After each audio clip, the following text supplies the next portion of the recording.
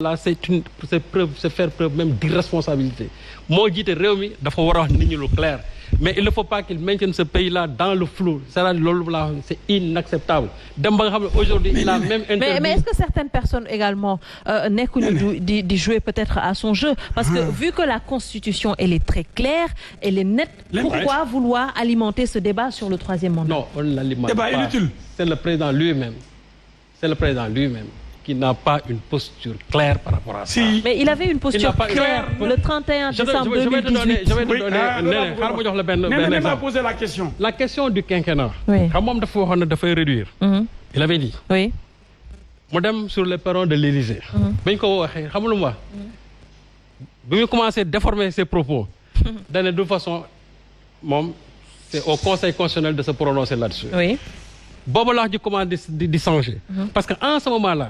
ñi nekkoon ci biir parti les Cissé Lo et consorts ñu ngi doon wax chaque jour que le président ak ñoom Mbaye Ndiaye le président n'a pas le droit de réduire son mandat. ci la bokkoon. waaw. donc xam nga le discours avait changé. Il peut pas réduire son mandat. Maintenant à un certain moment. quand le discours commence à changer. C'est parce que aussi il y a des doutes par rapport à la parole présidentielle. Et je dis que le président de la République n'a pas le droit aujourd'hui de maintenir le pays dans ce flou. Il doit clarifier sa parole. Mais ce ni oui ni non là, ça présente simplement du fait que le président veut tout simplement briguer un troisième mandat. 30 secondes. yow mi rappelé Serigne Saliou mi man sax dama ko war a jox respect ndax Serigne Saliou sama xarit la woon sama xalif général.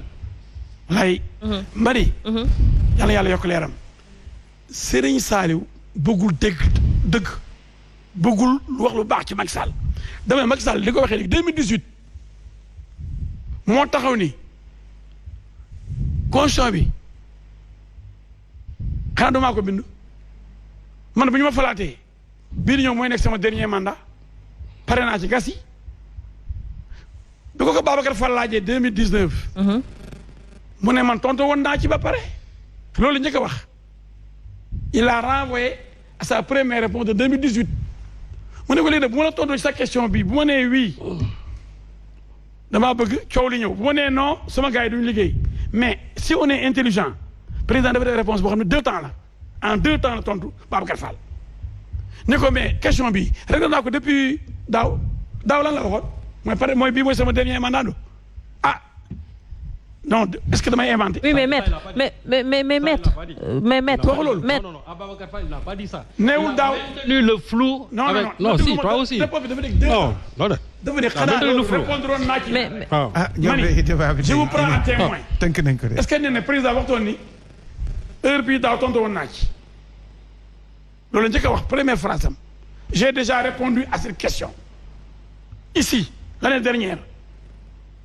ci moment bii 31 décembre mu tontu ci ñu laajal ko mu ne tontu woon naa ci ba pare xanaa kon mooy nee naa leen du ma bokkaat bu ñu ma falaatee 2019 mooy sama dernier mandat ba pare président ni ko nag léegi bu ma la tontoo léegi nii ni la oui wala non bu nee oui am ñoo xam ne dañ naan dëkk bi dañ koy taal boo nee non am ñoo xam ne dañu commencé positionné wu. mais maître justement Serigne Saliou foofu lay waxee pourquoi maintenir ce flou pourquoi. c'est maintenu pour les ignorants et les nullards ndax boo nee la ma waxoon daaw 31 décembre doo dem fouiller la ma waxoon daaw looy tayal comme ñoom amuñ culture ñoom Serigne Saliou. non maître fàtte nañ lañ ma waxoon la ma waxoon 2018. billahi wallahi talaahi 2018 loola waxoon ni. man bi ma faree 2019 mooy sama dernier mandat. d'accord kon bu waxee loolu dina delluwal. d'accord wala den ne. dellu leen ci la ma leen waxoon. xam nga c'est grave yow li nga def. c'est extrêmement grave gis nga mooy seet leen ni man dama bokkaat duplicité bi nga nekkee nga war a bàyyi. duplicité bi nga nekkee nga war a bàyyi. ñoo bëgg tu es en train de jouer un double jeu gis nga li ma doon wax léegi. mooy non tu es en train de jouer un double jeu. non mooy li mu wax. c'est-à-dire toi tu ne peux pas être contre ce troisième mandat et en même temps laisser le président maintenir un flou sur la question du troisième. Si y a un flou du ma def troisième mandat. Ala Diop c'est cette duplicité moo gën. mu ne bind sama constitution. d'accord président yi wax de. c'est cette duplicité mais comme indi laar dafa bëri Sénégal. muy wax ñi am xel ak la ma waxoon daaw. en 2010 mu ne la ma waxoon daaw kon nag il n'a qu'à commencer dans son parti où il y a des ignorants et des ignorants. mu nekk fii di wax ay troisième mandat di tardé. opposition bi amuñu programme lu may troisième mandat. mais yow da nga am programme mu ne bu leen ma tardé ñoom ministre bi yow am nga programme damay liggéey. yow am nga programme sama programme. yow am nga programme PDB mooy le programme le programme d'abord socialiste. Alors de gauche. c'est même pas le débat. C'est pas le débat. de la classe ouvrière. Maître. El Hadj amoo parti. Sëñ Saliou s'il te plaît. yow da ngay ñaan. waxoon naa ko départ mu koy wane. kuy ñaan la. kuy ñaan Sénégal j'ai vu l'homme le plus méchant du Sénégal. alors rapidement il faut ñu dem ci seen suñu beneen point. c'est aigri c'est aigri. Le président a fait une déclaration. oui. mu ne il ne fera pas quelque chose d'anticonstitutionnel. Et le flou est toujours maintenu. C'est-à-dire il va nous dire anticonstitutionnel. Demain, avec les conseils constitutionnels que nous avons en Afrique, qui sont taillables, mesurables, à la volonté du prince. Il a dit qu'il va devant le conseil constitutionnel. Mais dama laa déglu bàyyi rek ma ñëw. non dama lay poser benn question. waaw ça veut dire que demain mu toog conseil constitutionnel bi validé ko ñu ne c'est constitutionnel. ñu ne démocratie le conseil constitutionnel a décidé. Ici maître c'est du droit. te Dieu merci rejoindre nga ma ci sama posture ak sama position. Il y a pas d'ambiguïté bu ni laar amee sax dañoo jël constitution boo xam ni dañ ci ko bindee. ñu ne nul soo indee nul. mooy kenn. mooy président sortant ki ko bëgg a nekk ki koy waaj a nekk. pour mu clair nul ne peut exercer. plus de 2 mandats consécutifs. Pourquoi on a choisi ces mots la moo tax ñu dugal nul ak consécutif. Donc ici il ne s'agit pas waaw kon ici il ne s'agit pas de la durée wala etc. On nous a clairement dit nul ne peut exercer plus de 2 mandats consécutifs maanaam fii kenn mënatu fee def. yaa ngi répété Macky Sall. loolu fa laa bëgg a ñëw. non du waxam constitution bi moo ko wax. d'accord waaw même ma développé rek. nee na maa bind sama constitution. cher waaw constitution bi moo ko wax. waaw mais xam nga constitution bi li mu wax. loolu laa bëgg. d'accord sukkandiku. oui pour wax. débat bi li ma sukkandiku mooy charte ndeyu réew mi xaw ma ndeyu charte réew mi nu ñu ko bëgg a tuddee nul ne peut exercer plus de 2 mandats waaw moo ne kenn mënatu fee def ñaari mandat alors pourquoi on pose le débat alors aujourd'hui falaa bëgg débat inutile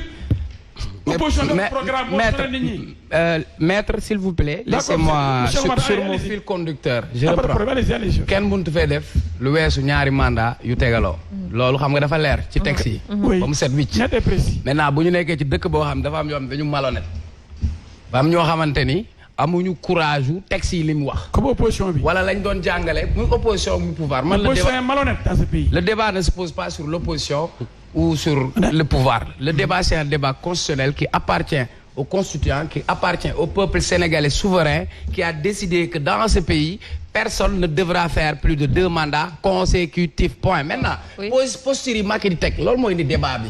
Li indi débat bi mooy dañ la laaj nga ne du mën a waaw du mën a déet. Lan moo nekk si diggante waaw ak déet.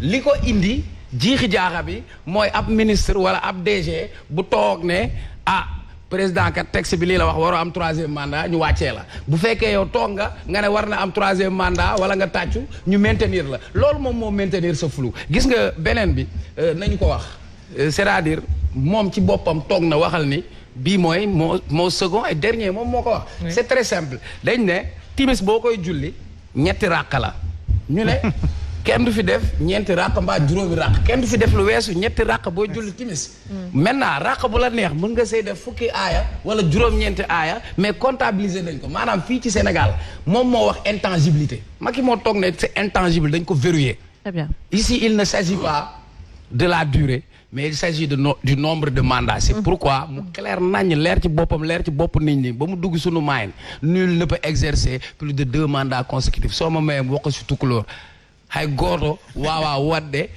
ku ɓuri mandat ji ɗiɗi pawdirdi nañ ko wax si joolaa wax ko ci soose wax ko ci chinois ci lu leen neex fii kenn du fi def ñaari mandat yu tegaloo loolu moom loolu lañ décidé ba pare yow li ngay woote naan 23 mu ngi noonu Cheikh da nga juum moom mën na nekk lu ëpp ñaari mandat waaw lu ëpp ñaari mandat yu tegaloo non dama bëgg mu clair bu ko neexee mu def comme Poutine moom mu bañ a présenté wu ba mu jeex mu ñëw mais texte bi nañu ko sénégalais yi nañu koy bind ñu xam ko du suma texte du texte Macky c'est la constitution du Sénégal c'est notre volonté populaire moom moo ci dem li ñu wax dafa leer réew mi léegi kenn mënu fee def lu weesu ñaari mandat yu tegaloo leer na man jàng naa droit constitutionnel sauf que ki ma ko jàngaloon gis naa ko démb Ismaïla Madior Fall moo fi doon wax ay réformes consolidantes ak ay déconsolidantes hier j'ai retrouvé le professeur Ismaïla Madior Fall mais quand il est entré dans la chose politique il est devenu comme tous les autres comme les tailleurs constitutionnels que l'on connaît loolu c'est-à-dire il faut que ñuy respecter suñuy institution première institution mooy à cette constitution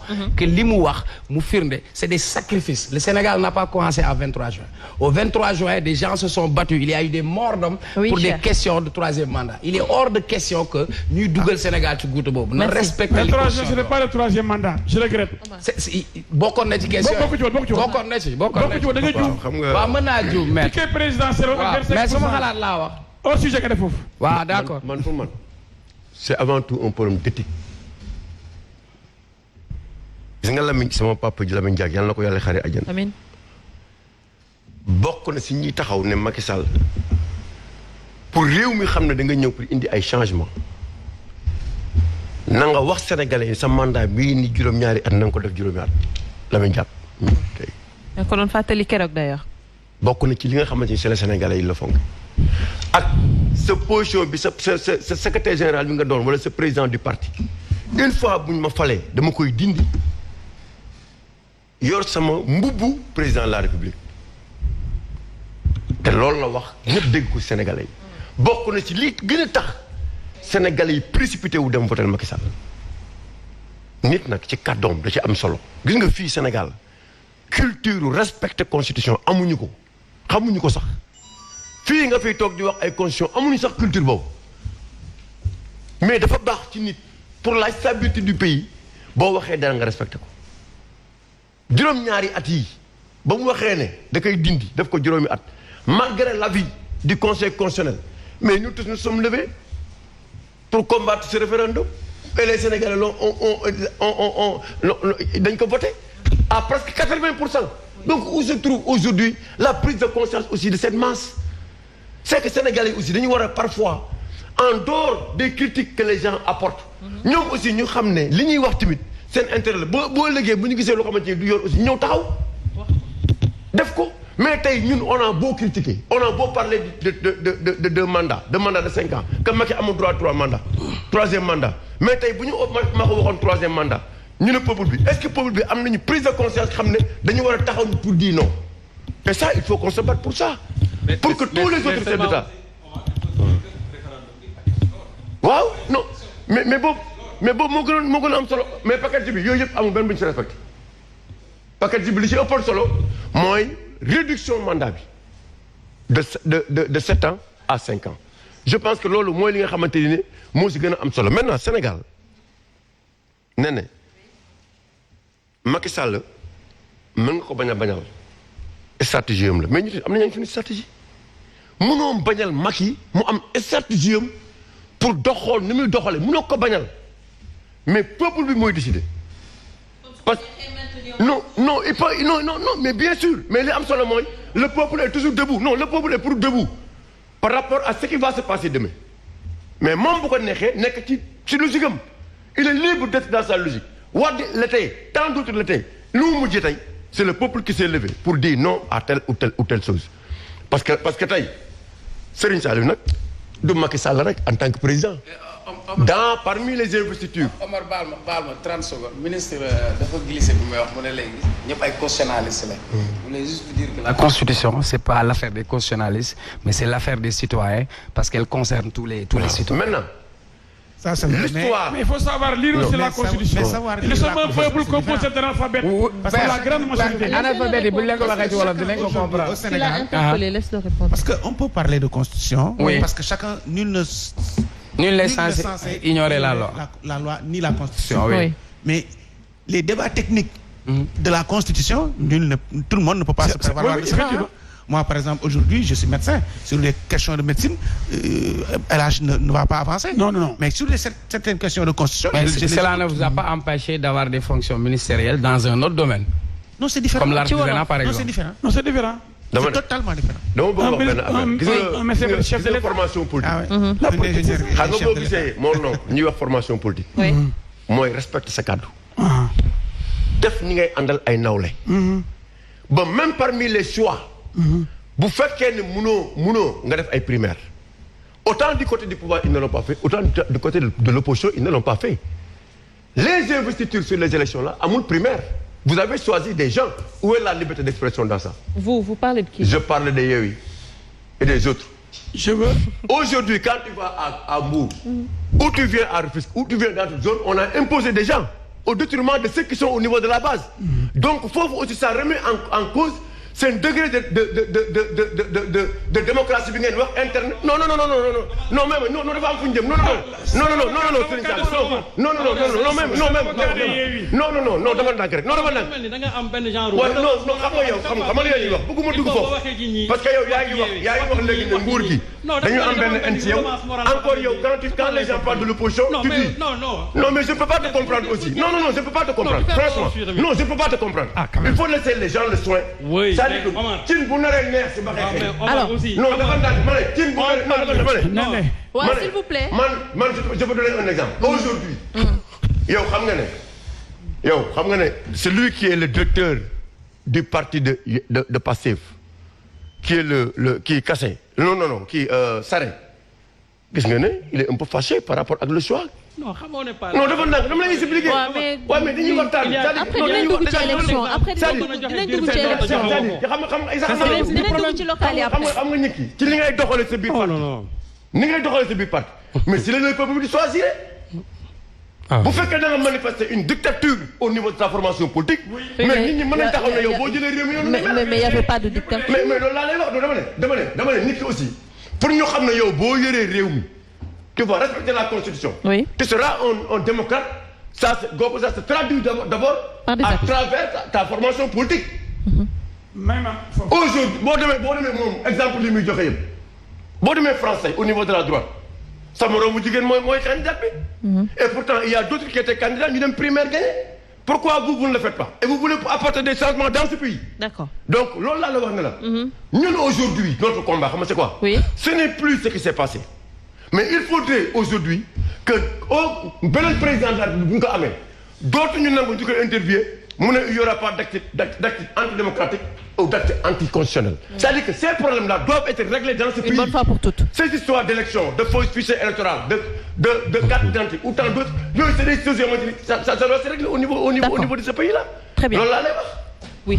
Alors dañuy dem ci beneen question justement cette question de violence bu ñu noté un peu partout ci Sénégal autant ci scène politique autant ci sport même si suñu dund au quotidien on se rappelle même débat sax dañuy def débat Serigne Saliou ak Omar Faye suñu xuloowee ñu génn ñu ne tey sa débat neex na gisoon nañ Serigne Saliou ak Omar Faye ñu doon xuloowee donc mu nekk loo xamante ne peut-être c'est dans l'ADN sénégalais lan lañ mën a jàpp ci violence boobu parce que on se dit quand même qu'on n'avait pas habitude de gis violence boobu sur la scène politique wala encore si suñu dundin mais qu'est-ce qui explique tout cela? parce que nee na yaa ngi yëkkati tout de suite un problème extrêmement sérieux parce que lii raam ci ñag bi la jëm.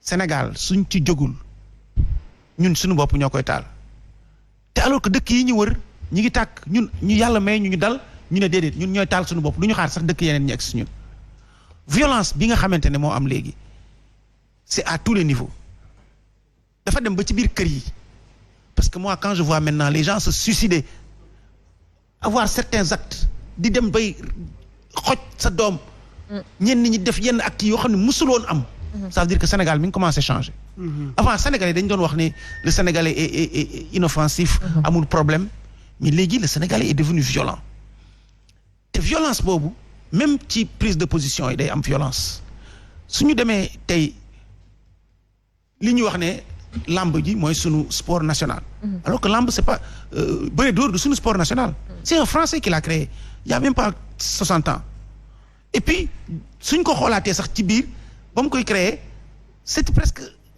raciste parce que dañ doon bëri mu ne lii neexul na xel nit ñi dóorante nañ ci yokk dóor léegi ñun ñu ne dañ ko jël def ko suñu sport national suñuy wax suñu biir mënatuñu sax def réunion parce que suñu leen indee ñi xeex seen biir avant combat bi léegi suñuy ñëw y a plus de policiers et de services d'ordre lors des face à face que lors même du combat et il en est de même dans les maisons xale yi suñuy wax léegi ak parents yi dañuy gëdd télé quand tu vois à la télé sur les téléfilms nit ñi dañuy wax jigéen ñi dañuy wax def ni seen loxo góor yi dañuy menacer je me dis il faut que les Sénégalais dal éducation ak instruction ñaar la éducation Omar qui est un éducateur xam na li ma sëñ Saliou qui est éducateur c'est ce que je dis un éducateur c'est quelqu'un qui ex du carré comment sortir de la maison pour aller vers la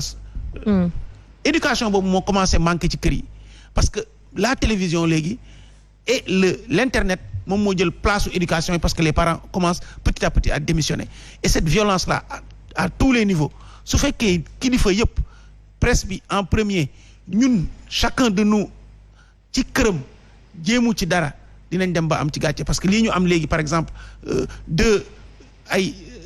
comment dirais-je nappkat am histoire ak un pays étranger jël leen takk leen indi mais c'est une violence inouïe te loolu su fekkoon am na beneen ci yeneen circonstances wala yeneen dëkk mais guerre la c'est extrêmement grave te wóor na ma ne moom ñoom bañ koy def xamuñu ko sax parce que sénégalais ñoom comme c'est tous la violence est devenue banalisée. Mais quelle est la part de responsabilité de l'État du Sénégal peut-être suñuy wax waxu violence parce que est-ce que des fois noté wuñu quand même que certains yenn ci sénégalais ils sont un peu dos au mur parce que yaa ngi wax waxu pêche suñuy dégg des fois lu ñuy wax ci wàllum pêche ak accord de pêche yu ñuy signé peut-être laisser en rade ñenn ñi suñuy wax waxu liberté d'expression liberté de manifester yooyu yëpp est-ce que tey jii du tax sénégalais bi nekk dos au mur parce qu'on a vu ce qui s'est passé et on va en parler par rapport ak l'arrestation de Bougane Gueye Dany par rapport ak marche yu ñu interdire bu ñoo lànk ak waa FRAPP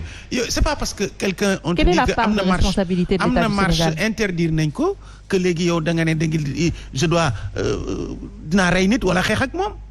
Non mais est-ce que aujourd'hui est-ce au que Sénégal frustration bi ñuy accumuler demul ba nit ki bëgg exploser par rapport ak quelle frustration Sénégal liberté de ton bi nit ñi am ak liberté bi nit ñi am pour wax mais c'est rare que tu ailles dans un autre pays africain pour nit ñi am autant de liberté les gens aujourd'hui nañ toog ci plateau ku nekk wax sa position te da ngay ñibbi sa kër tëdd nelaw alors que dans d'autres pays soo waxoon loolu soo ñibbee da nga naan est-ce que dinaa fekk sama kër ñu ma jàpp donc quand même on ne peut pas dire qu'au Sénégal tënk nañ ñu mais nag dafa am benn yëf sénégalais day dem ne seetaani làmb suy dem yóbbaale ay gànnaay tu vas à l'université tu trouves des gens nga dem fekk seeni biir lal ay étudiants ñu am ay gànnaay un problème loolu mësul am c'est-à-dire ñun ñoo war a xoolaat suñu bopp des maisons ñu commencé waat seet suñu façon de parler même l'autre jour dafa am un joueur de football au Sénégal dem Allemagne dugal taakale benn joueur def benn acte boo xam ne fii Sénégal c'est anodin daf ko taakale ba pare kooku daanu mu jóg ne ko nii mais on a failli le mettre en prison alors que fii loolu fii dañ koy def c'est normal moom moo tax ñu même les choses que nous on trouve normal nañ war a seetaat nu ñuy xoolaate suñu bopp ba arrêté ko très bien combat yi nañu xoolaat tàngal bi naan dañuy dóorante nañu plateau télé yi sax nañu jéemaat seet nu ñuy calmer waat xale yi jàngaat leen ku nekk mën a wax sa position sans pour autant yéegal wala yuuxu. Sëñ Saliou qu'est-ce qui explique cette violence bu ñuy noter un peu partout avant ñuy ñëw ci maître El Hadj Diouf. soo xoolee violence yi ñu enregistré temps yi surtout dans le domaine du sport il faut d'abord situer la part des responsabilités acteurs yi ñi nga xamante ne ñoo nekk ci làmb ji ak ci football bi am nañ ci seen wàll mais autorité bi aussi am na ci wàllam surtout man autorité yi lay wax xamul tax parce que bu fekkee ne làmb dañ koy organiser il appartient à l'autorité de prendre toutes les dispositions pour mën a sécuriser làmb ji en Europe les gens ils ont réglé ce problème-là depuis le drame de Heysel en 1986 où on avait enregistré ci benn finale je crois coupe des clubs champions 36 morts depuis lors ñoom ñi ñuy construire seen stade yi ak aussi ni ñuy renforcer seen potentiel sécuritaire bi quand même il y a eu beaucoup d'amélioration ñenn ñi sax dañ leen fiché wax leen ñu après à l'époque les hooligans mooy les voyous là dañu wax ne ñooñu on les a interdits définitivement de stade donc ñoom à ce niveau-là lu ñu mën a wax aussi en tout cas ils ont beaucoup progressé ci domaine boobu am ñoo xam ne terrain moom dootuñu fa tege tànk te boo gisee benn terrain rek mën na am plus de 350 caméras maa ngi dégg ku ne terrain 350 caméras de surveillance ñoo fi am. oui pour dire que même benn objet bu ndaw boo ko sànnee après mën nañ la identifier loolu c'est pour renforcer le dispositif sécuritaire mais ñun suñu stade yi ni mu demee nii. mais amul sécurité. et on a l'impression aussi que on n'a pas tiré les leçons de Demba Diop. Demba Diop yàggul on a enregistré 8 morts. 8 morts léegi ñu ñëwaat encore fii ci lamb ji ñu toj benn bopp lutteur. ba pare ce qui s'est passé à Rufisque. Il y a un enfant de 11 ans je crois qui a perdu malheureusement la vie. C'est énorme. mais parce que d'abord terrain bi ni mu situé amul benn garantie sécuritaire. Deuxièmement ñi nga xam ne ñoo war a assurer sécurité bi parce que li ministre wax léegi dafa am nit ñi bu ñu dugg ci stade yi yore ay ngànnaay mais on doit fouiller les gens. dañu la war a fouiller dans stade booy dugg dañuy fouiller xool lan nga yor ak loo yorul bu fekkee da nga yore ngàndaay ñu nangu ko ba pare dax la ci stade bi mais tout ça ça n'a pas été fait parce que le problème qui se pose mooy chaque fois cause yi duñ ko xool dañuy bàyyi ba conséquences yi après léegi ñu door a wax na lan moo indi lii alors que en réalité bu fekkonte ne on s'attaque toujours aux causes peut-être conséquences yi du am et il faut aussi savoir tirer les leçons vraiment du passé mooy li nga xamoon moo xewoon Demba Diop loolu su amoon tey li nga xam ne moo xew vraiment tëngee te ñu koy mettitlu nag vraiment du fa am mais il faut dire que l'autorité a failli dans ce domaine-là te loolu dinaa wax ñi nga xam ne aujourd'hui ñoo nekk fédération sénégalaise de football ñoom dañ ci am une très grande part de responsabilité parce que bu ñu bëggee taxaw ni wax ne le mouvement navétane là dañu am benn autonomie mënuñu am autonomie dans la mesure où ñoom dañu nekk un démembrement de la fédération de football donc ñoom war nañu am un œil sur tout ce qui se passe dans les stades donc ñoom mënuñu ci dédouaner ba set ci mënul nekk seen responsabilité dafa engagé wu c'est à eux d'assurer la sécurité dans les stades bu ñu ko mënul bu ñu organiser de la même façon aussi oui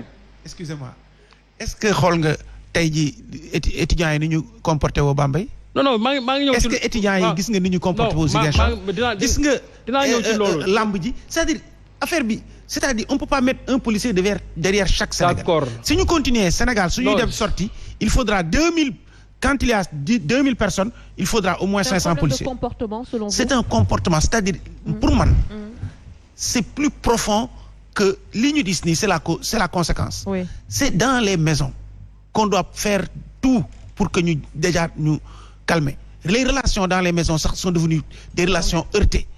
les nit ñi seen biir kër yi ni ñuy wax ak seen doom yi jëkkër ak jabar ni ñuy waxee plateau yi ni ñuy waxee je veux dire sénégalais yi ñoo war a dalaat. État il est vrai am na devoir mais tey on peut pas dire aux jeunes on va plus faire du sport chaque match de football il y a plus de 3000 matchs. D'accord. Nawetaan. Il y a combien de policiers? mais ce sera difficile de mettre un policier derrière 100 policiers devant chaque match. loolu su amee xam nga même le président keroog au conseil des ministres wax na il faut repenser quand même le mouvement nawetaan. Ça c'est vrai. Ça veut dire que il faut apporter des réformes. C'est ça. Mais nawetaan yi de tout temps ni ñu koy organiser noonu la ñu koy organiser. Et puis c'est la même personne qui est là plus de 30 ans. moom la la ba pare moom il veut organiser affaire jeunes yi keroog maa ngi daje moom si télé bi sax Amadou kan xaw ma bi ma juddoo ba tey di seetaan nawetaan les mêmes personnes. Et en plus aussi. mais quand même man ce que je dis à l'endroit ñi organiser nawetaan yi. nawetaan bu ñu ko doon wax c'était pendant. Les vacances. Vraiment les vacances. Mais mënuñu bàyyi ba école tijji ñu ne dañuy continuer mouvement nawetaan en même temps les gosses yi nga xam ne dañu war dem sax école jàngi dañuy daw seen cours yi dem di seetaani match yi te loolu ci boppam dafa warul moo tax ma ne mouvement bi il faut ñu repenser maintenant de façon globale cette violence là aussi elle est étatique elle est dans nos maisons elle est un peu partout. Ça veut dire que donc la société est profondément malade. Il faut repenser maintenant cette société-là. Il faut ñu repenser ko mais toujours damay am lu wax rek c'est-à-dire que parents yi am nañ une grande part de responsabilité. Mais aussi gis nga parents yi souvent li leen tënk ba nga xamante ne souvent ils n'ont même pas cette surveillance-là à l'endroit de leur progéniture moo di nit ñi jafe-jafe àddina yi moo leen jàpp. C'est-à-dire que nit ñi jafe-jafe àddina yi non loolu jarul sous-estimer parce que tey dégg naa Assemblée nationale benn député buy wax ne non kuy wax ne dans les maisons là nit ñi duñu lekk loolu amul ma ne ko non c'est parce que tu n'es pas venu dans mon coin soo ñëwoon dans mon coin il y a des gens yoo xam ni juróomi dërëmu fondé mënuñu ko jënd yéen nag bu leen ne ngay foofu di toucher 1.300.000 wala ay 2 millions 3 millions ba pare defe ne ni ngeen nekkee dans la Nouba moom lañ ñeneen ñi nekkee c'est archi faux venez nous dans nos coins là-bas au Parcelles Assainies tu verras que y a des gens yoo xam ne bu ñu xëyee du matin au soir lekk duñ ko def c'est parce que y a des problèmes dans ce pays nit ki nga xam ne nag dafa xiif aussi souvent loolu ça peut être mën na yóbbu nit à des situations c'est-à-dire à des réactions même violentes loolu day am dans une société moo tax ma ne aussi la question match nag wax dëgg xiifuloo nga ne ku am paasu match amoo xiifuloo waxuma passe match de dama ne non c'est-à-dire je parle de la violence dans son non dama lay tooñ non voilà loolu la c'est-à-dire pour dire que violence bi fi mu mën a jógee dafa bari donc il y a des questions yoo xam ne il faut qu'on puisse les régler surtout les questions économiques parce que quand l'économie là ne marche pas souvent ça peut être même facteur de génération de violence. Mais maître, que dire également sur le plan politique violence bu ñu noté également foofu. côté boobu neex na ma mais damay def rapidement rek survol ci violence ci sport bi.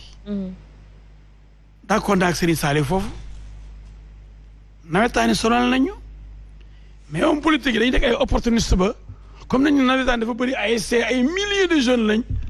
lu ñu def neex na leen kenn du la ñemee condamné man je les condamne je suis pour l'arrêt de toutes les manifestations qui relèvent de la compétence de l'ONCAV dama ni dañu war a suspendre nawetaan Sénégal jusqu'à nouvel ordre lu tax man dirigé naa Jaraaf comme président Lamine Gueye yàlla ko yàlla yërëm maa ko ñaanal sama entraîneur la woon ak fa Khadim Séga Diouf ak Ablaye Sarr ñu bëri jaaree sama loxo Jaraaf ñoom Siré Dia bi ñuy dégg ay buteur Jaraaf ay Henri Camara ay Pape Bouba Diop def si yàlla si Pape Bouba Nechatel Samak maa géré transfert am le jeune milieu de terrain Moustapha Diallo de Guingamp maa ko yóbbu Europe ak ñeneen maa dem ba Molde en Norvège wàcc Oslo dem Norvège bi Manchester United jëndee sunu joueur maam Birame Diouf avant bu ko jaayaat United kon lu ma wax ci fóol dama ko xam en tant que ancien président du Jaraaf dama ni l'État est laxiste sur ce plan-là et j'interpelle monsieur le président de la République on vous dit pas la vérité gars yi dañuy ceeb di noos ci sport bi loolu leer laa la wax dañuy sàcc alalu sport bi demuñu pour ndam pour yow nga am ndam kontaan déedéet seen poche moo leen tax a dem nous avons de mauvais dirigeants du sport xoolal Augustin Senghor kii mon confrère que j'aime bien ñoo prêté serment le même jour kon mënu ma ko bañ këram Gorée la ñu regroupé suñu promotion di ko fêté le 9 mars depuis 1990. 1990. mais fi nga nekk baax na delloo fi sa loxo. maa ngi jëm c'est bien. mu ne du def 4e mandat moo Augustin Senghor 3e lay yem déjà 3 c'est trop. te gañewul dara subitement rek mu ne day def 4e mandat dëkk bi bëgg a toj mu ne yoonam nekku ci ndax per diem bi ñuy dajale ñoom ñëpp liggéeyatuñu léegi fédération mooy fédération des chômeurs riches escroquant l'argent des Sénégalais bu ñuy dem fi mu nekk nee nañ xaw ma ñaata milliards la ñu yóbbaale dañ koy def ci ay valises ay caisses après chaque match ñu compter di jox ay per diem victoire ñu jox leen seen prime de qualification prime de victoire affaire bi xaalis la bu ñëwee ñu séddale ay kër joxe ay xaalis bu ñeen gagné ñu ne leen teeru te gagné wuñ dara. naan Sadio Mané. mais ndoguma la gars yi dundaluñu sport. mais sport bi la ñuy dundee. ci la ñuy dund maa la ko si doole. dundaluñu sport bi la ñuy dundee. li may ko xam ki nga jaraaf bi ba nekkoon. am na ñoo xam ne mosuñu ko jëndal maillot jaraaf. mosuñu ko jëndal godaas société bu financé jaraaf bi détourné xaalis bi. sport dafa am ñoo xam ne ci la ñuy dund léegi nag président dafa war a xam parce que xamul mu nga pale ba xamul lu xew ci terrain yi ak ci biir association yi. L'homme le plus informé du Sénégal. c'est pas lui malheureusement président mais mënul xam lépp du yeneen du yàlla liñ ko wax rek RG yi ak ay nitam la mën a xam mais am nañ koy nëbb ci ministre bi bu waxul ku koy waxal ministre des sports moo gën a jege bu dee du ko wax dëgg fu mu jëlee dëgg gi attention dama ni sport bi nee lu tax mu bëri violence par exemple football bi dañ ko ŋànk mel ni yow bokkoo ci Cheikh Omar bokku ci Saliou Gueye bokku ci lu koy des ak bandam boobu ñoo ko moom fii ak 16 ans jëm 30 ans ñoom rek ñoo am droit wax ci football ndax dañoo arrangé taxi ba nga xam ne kenn mënu dugg gis nga le jeune Touré là. Mali Touré il a tellement de mérite ndax li mu def ci génération foot. waaw benn doomu aadama mos ko def Sénégal.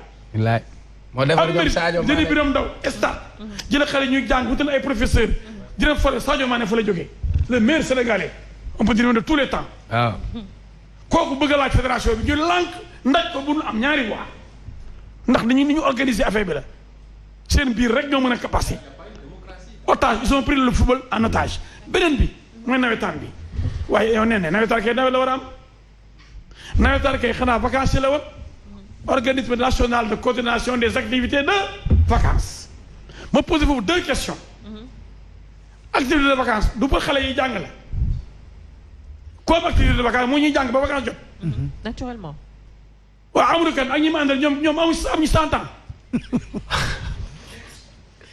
ñoom kay léegi ñu jàng école ñoom duñu bàyyi xale yi suñu jarbaay rek suñu doom yi diriger seen vacances waaye ci la ñuy ceebu ci la ñuy nommé ay conseil économique social et environnemental ci yéen jox xaalis ne leen dem leen def publicité contre le coronavirus jox leen ay millions ñu séddoo waaye may ma donc yow da nga bañ Macky Sall rek mais may ma li may wax dama déglu ma déglu ma dama Macky Sall on doit aider le président à comprendre li xew déglu ma Saliou lépp du Macky Sall may ma non je ne parle pas mais j'ai dit les autorités j'ai dit les autorités Macky booy seen bàyyi déglu ma mooy borom kër gi loo borom kër gi wax mais quand on donne des 4-4 à Serigne Saliou bu ma dagg dama wax am sport dama ne neneige nawetaan dañoo waroon ni ku nekkul vacancier ku nekkul étudiant wala élève doo ci bokk kon Amadou Kane en quelle qualité la nekk vacancier ba diriger l'organisme national de coordination des activités de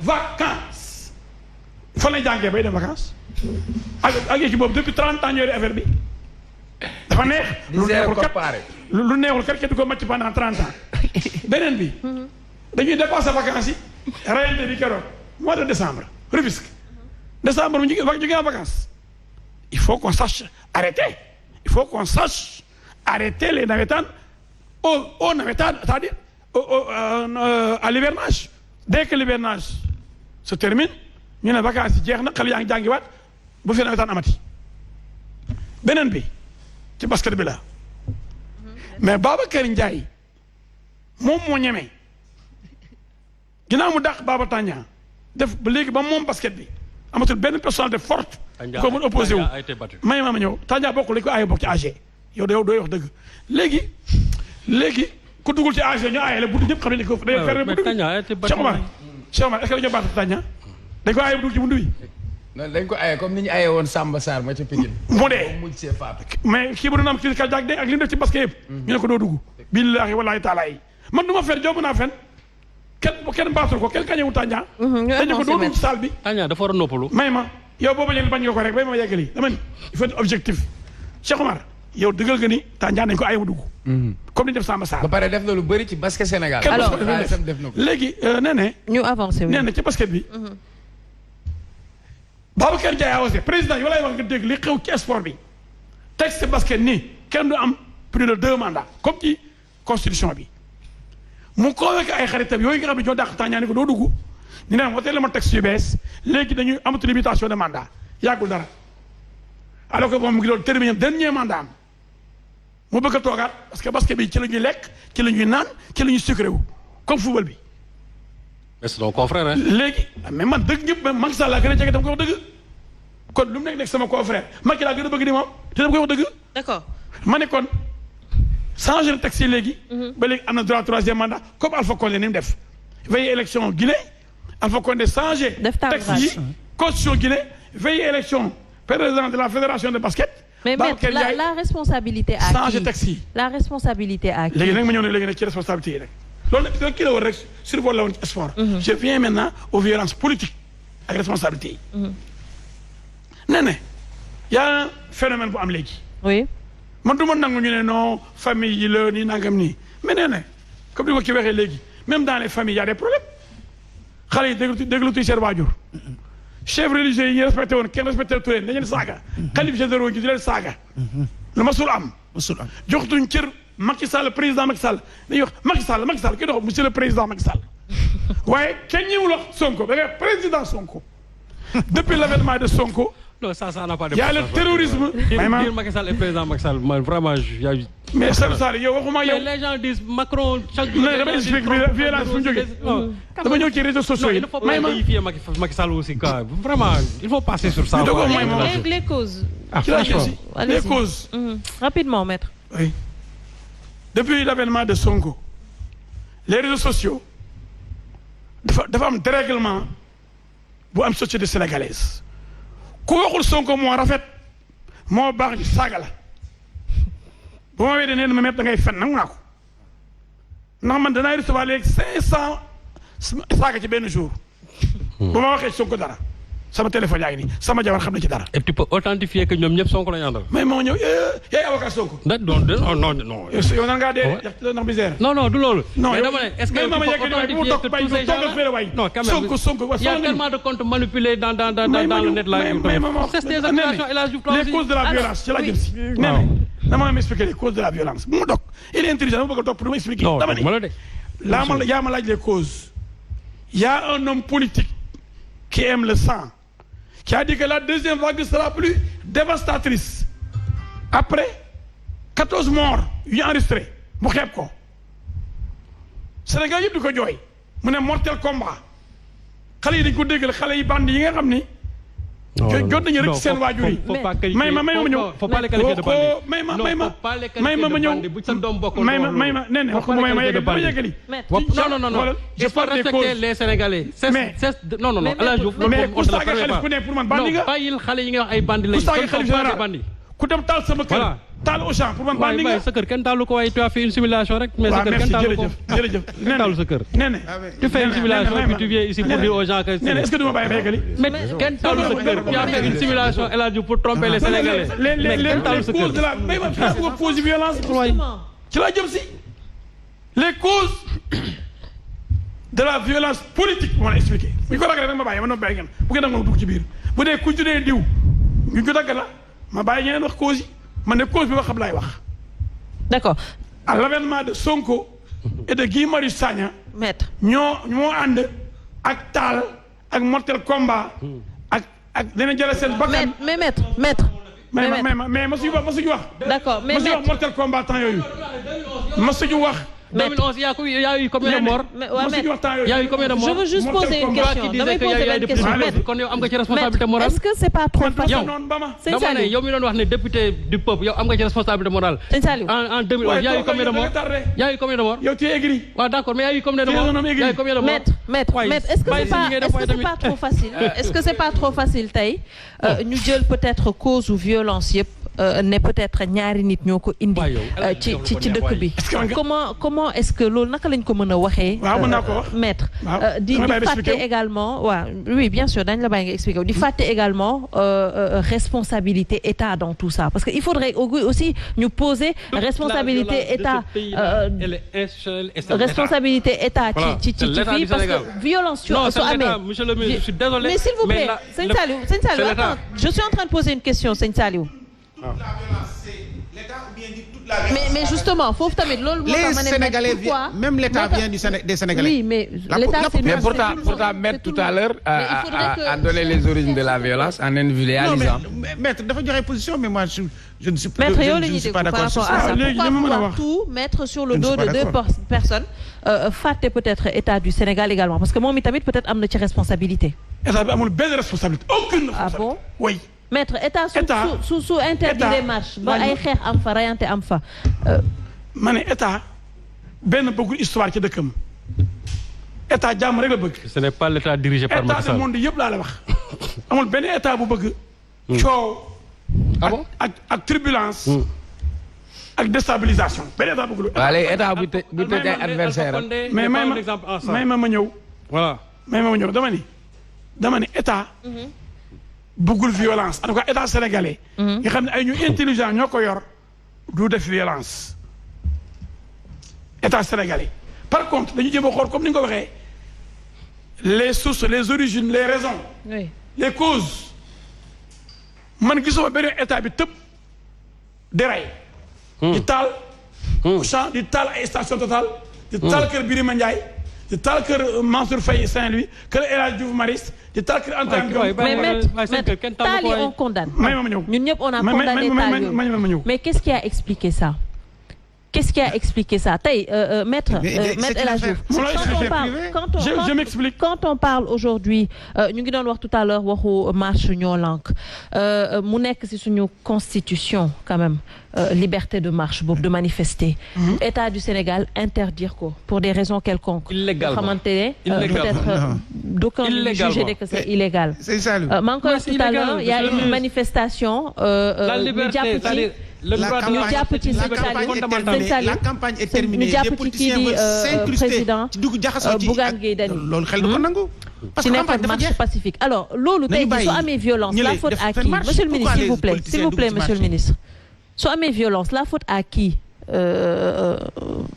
honorable la faute aux manifestants xam nga état nag mooy état il a le monopole de la violence légitime état bu leen toogal da nga war a toog état de lu ñuy foyee dama ne depuis l'avènement de Sonko on veut désacraliser les institutions on veut décrédibiliser les institutions indi djihadisme au Sénégal taal Sénégal moo tax ma ne la état moo mën a xam ban manifestation moo mën a taal Sénégal état moom ay renseignements généraux état moo xam kañ la ñu war a autoriser combien de fois la Macky Sall autoriser ay marche barki de boo Ndiaye yanaa maa def na fi benn marche fii mais maître moom tuuti maître manifestation yi ko autorisé tuuti na bu fekkoon ni ma jox la exemple 23 juin dama la jox exemple rek 23 juin boobu ngay wax l'homme du 23 juin Ablaye Wade dafa nangu opposition bi manifester pouvoir bi manifester ak Macky Sall loi sur le parrainage dafa bañ yow da nga bëgg a Macky Sall ma su autorisé. waaw yow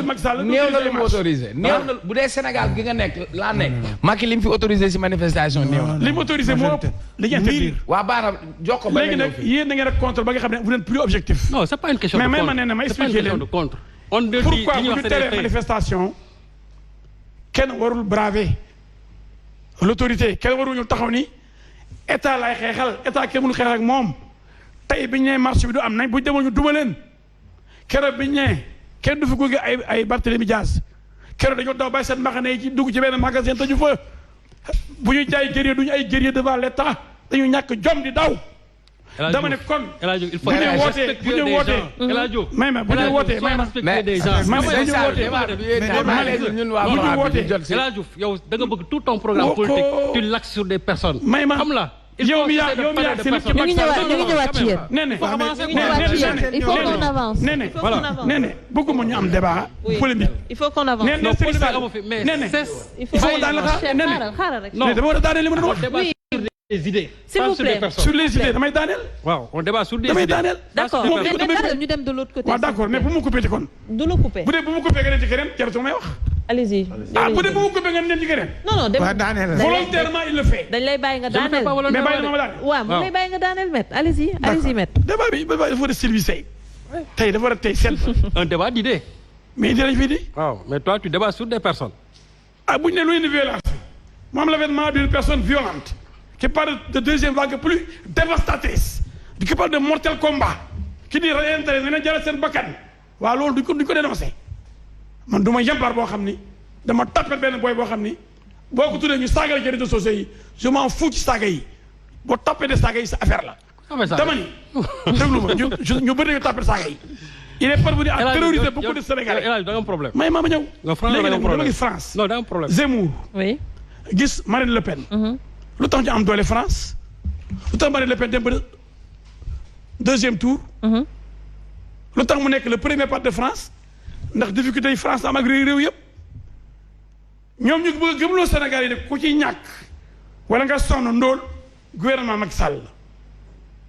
mais loo cooy gëmloo seen kii. pour l'économie du temps. gaal yi dem mais bañ daan dem gaal yi avant Macky Sall la woon ndu Macky Sall moo indi phénomène gaal yi dem Barça wala Barsaq Sénégal yaa gën a am problème comme monde bi yëpp te Sénégal pays pauvre la ex-colonie la mënul am lépp mënul lu baax. mais dañuy surfer profito. oui ci ndóol. d'accord population yi. pour pour ñu taal xam nga wax les causes dañuy infiltrer mouvement yi xool manipuler jeunes yi ak ñu amul liggéey wan leen ñun bu ñëwee ëllëg di ngeen am liggéey nda dëkk bu tàkk ndax ñu falu bu ñu faloo jox leen du ñu leen jox dara jërëjëf. Alors, est-ce qu'on peut être d'accord avec Maître sur ce point? Cher, s'il te plaît. Allez-y. C'est-à-dire la violence, elle est partagée dans ce pays. Elle est partagée, c'est à tous les niveaux. Barki Demba, arène nationale, amna violence. Rufisque amna violence. Je ne parle pas d'abord de l'État. Parmi toutes les coalitions, amul ken ko def communiqué fustigé ko. Sandiara. Pour des histoires de préparation des élections locales. Amul ken ko fustigé. Gisuma man fi ma tok Tëngéej amul ken du Benno du Yewwi du Wallu du ken ko fustigé. Ça m'a fait mal. Président. Ouais, nous, président, waxuma président d'abord. Damay wax rek ça damay wax d'abord que violence parfois quand c'est favorable à certains il ne parle pas. Mais violence. Quand c'est non attends oui man dama lay wax politique laa lay wax. Man c'est l'expérience que j'ai vécue, c'est celui-là qui parle. C'est-à-dire violence boo amee ak fu mu mënti jóge même boo nekkee opposition comme nga nekk nguur nga am benn position ci réew mi da nga ko war a fustiger. Ah oui. mais opposition c'est-à-dire moi je ne sais pas à travers ce qui a été fait. Par exemple tey je prends le cas de Rufisque.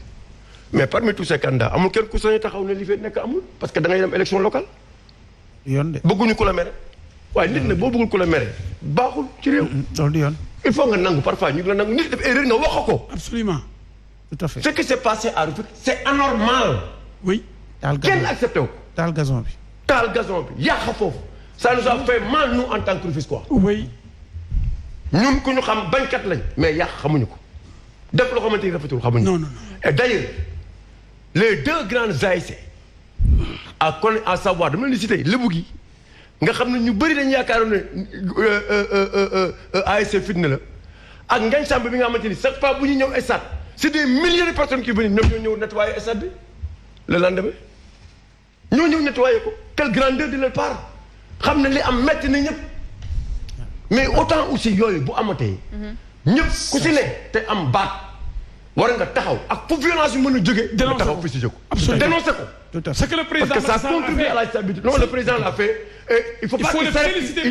Il faut pas qu'il s'arrête uniquement le président. Il faut le féliciter. Ouais, mais il faut pas qu'il s'arrête à fustiger. Il faut qu'il prenne des mesures. Il faut que non. Il a l'habitude aussi de le dire. Alors il sanctionne pas. Ah si. Il faut non parfois non am na ay événement parce que mars baa ngi nii. mais le mars baa ngi nii. Attends mon nom. xaaral d'accord xaaral moo la. mars baa ngi nii passé. enquête lañ ouvrir ba léegi. amagul benn aboutissement. et pareegul. l'affaire de Kilifeu non dama lay expliquer. Le juge est mort. waaw d'accord mais après mais dañuy fàttali. mais baax nañu fàttali. mais nañ fàttali rek. mais nañ fàttali mu wax. mais nañ fàttali. l'affaire de Kilifeu est là. Il est en prison. Il y a 2 députés. On a levé leur immunité parlementaire jusqu'à présent ils ne sont pas convoqués. C'est anormal. daa ngi tontu. waaw non dama lay expliquer rek.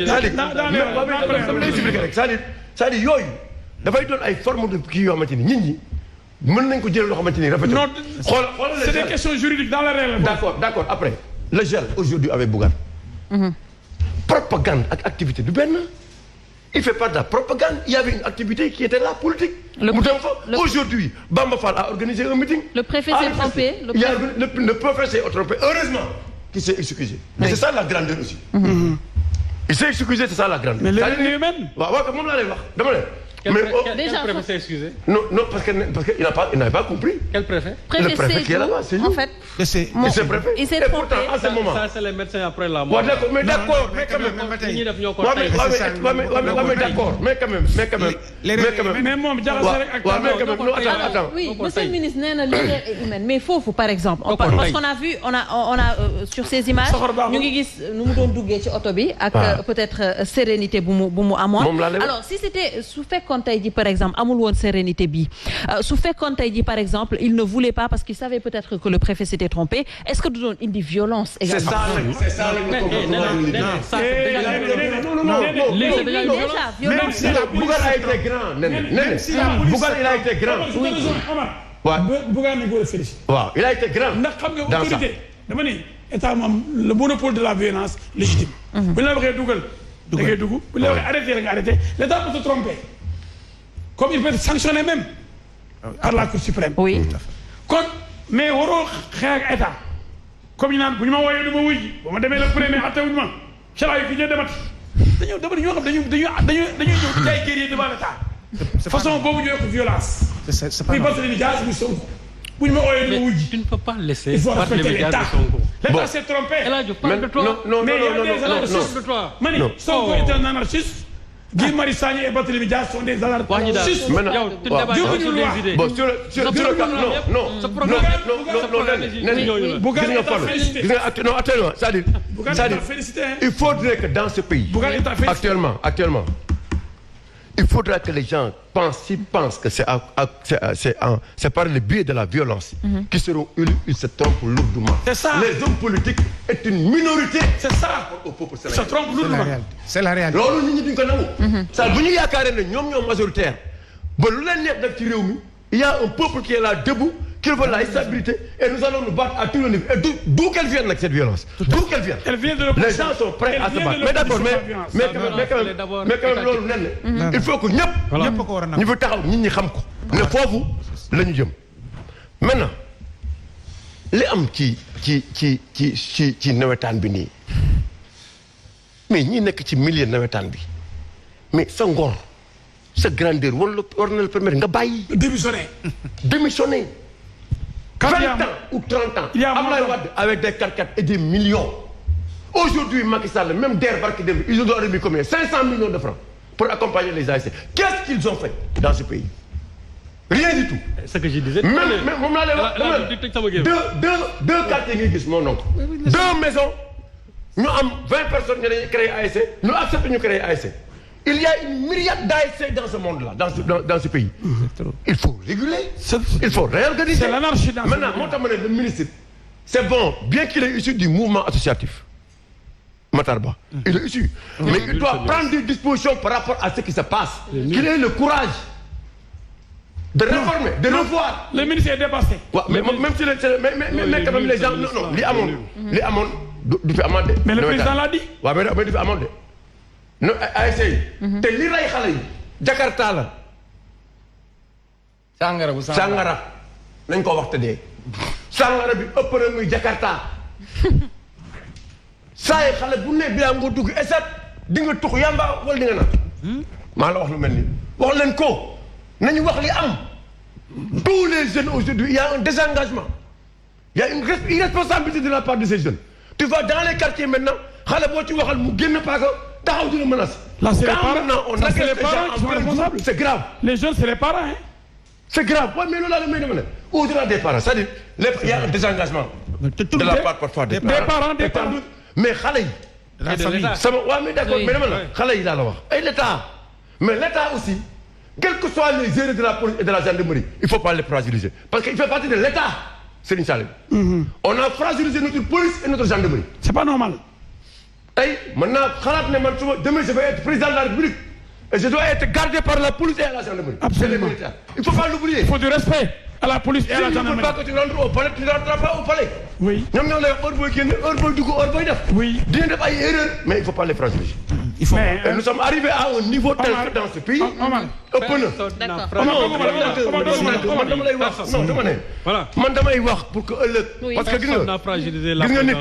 Jamais dans ce pays. Tu as raison. Non, jamais dans ce pays. Tu as raison. On ne va jamais élire un président qui va accepter d'organiser une marche au bord du palais. Marche au bord du palais. Oui. Wax-moi ko kan. Wax-moi kenn ko xamanteni yow gëm nga ne suba bu nekkee président boo bind ne da ngay organiser marche auprès du palais il va t'accepter. Wax-moi ko. Oui mais ça. waaw mais loolu laa lay wax. non c'est parce que ñun suñu niveau démocratie. mais loolu laa lay wax naturellement. moo tax may la parfois xam nga nen ne. mais moom laa lay dama la. nous avons toujours organisé des rassemblements au niveau de place de la Rubisque. et Wade est parti. C'est-à-dire dafa am yoo xamante ni ne quand je demande à organiser une marche à Sandaga ou tel milieu xam nga ne duñu la ko accepter. Bien sûr tooñ la provocation la. Man j'ai pas besoin de choisir un lieu Si je peux regrouper les gens au niveau de la place de la place de l'Obélisque, où il y aura 1 million de personnes ou 2 millions de personnes, mais ça suffit. mais pour montrer le lan moo tax mu war a nekk provocation. Pourquoi on n'a pas le droit aujourd'hui? Tu as parlé de provocation. Pourquoi on n'a pas le droit?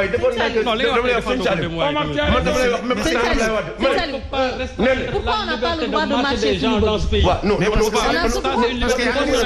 non xam nga niveau de mentalité la dama lay wax benn affaire c'est-à-dire il faudrait pas que nit ñi ñu yaakaar ni réew mi am na yoo xamante ni boo ko accepté rek c'est fini c'est que Sénégal mooy réew moo xamante ni am na yoo xamante ni boo xosee ba accepté ni def ko du ko bàyyi te anarchie lay créé il faut éviter l'anarchie c'est pas uniquement pour ceux qui sont là mais c'est aussi ceux qui vont venir demain et la sécurité publique c'est-à-dire loolu il faut nit ñi sóor ko quand même li ngay affaire tey il faut ñii di ko sóor c'est bien man Omar Faye bu ma taxawee te nga wax ñëpp génn bu soo suma foloo bu ma dundee la même chose bu ma wax dara.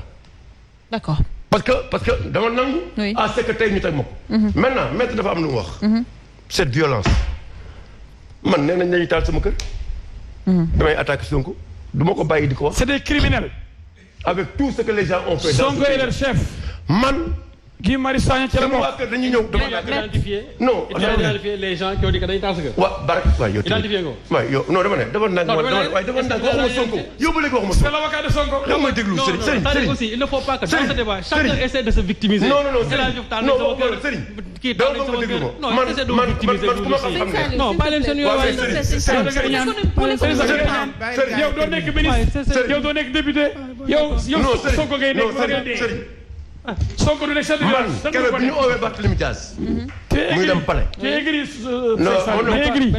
keroog bi ñu oowee Barthélémy Dias muy dem palais nee naa Barthélémy kuy def appel looy uti foofu naan appel à la mobilisation. waaw quand même.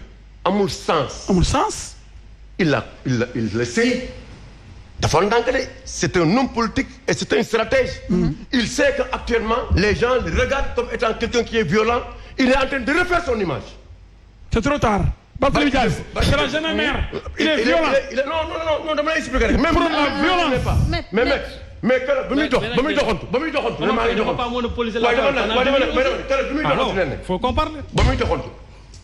bi ko policiers yi jàppee dama leen police à quel titre la ñuy jàppee Barthélémy comme ça.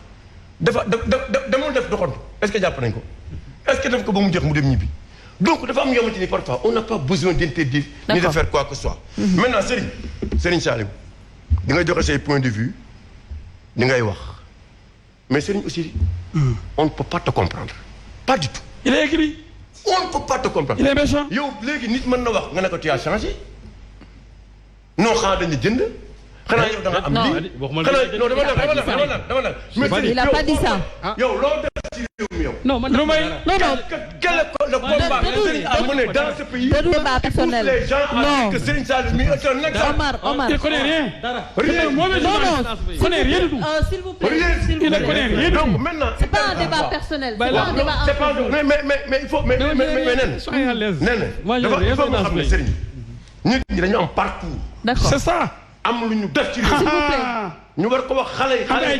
amay jaar-jaar. ñu am jaar-jaar pour que xale yi éviter ko. toog di critiquer rek. N'est-ce pas? On peut arriver à une alternance. On peut arriver à mettre en place au niveau président. C'est vrai mon neveu.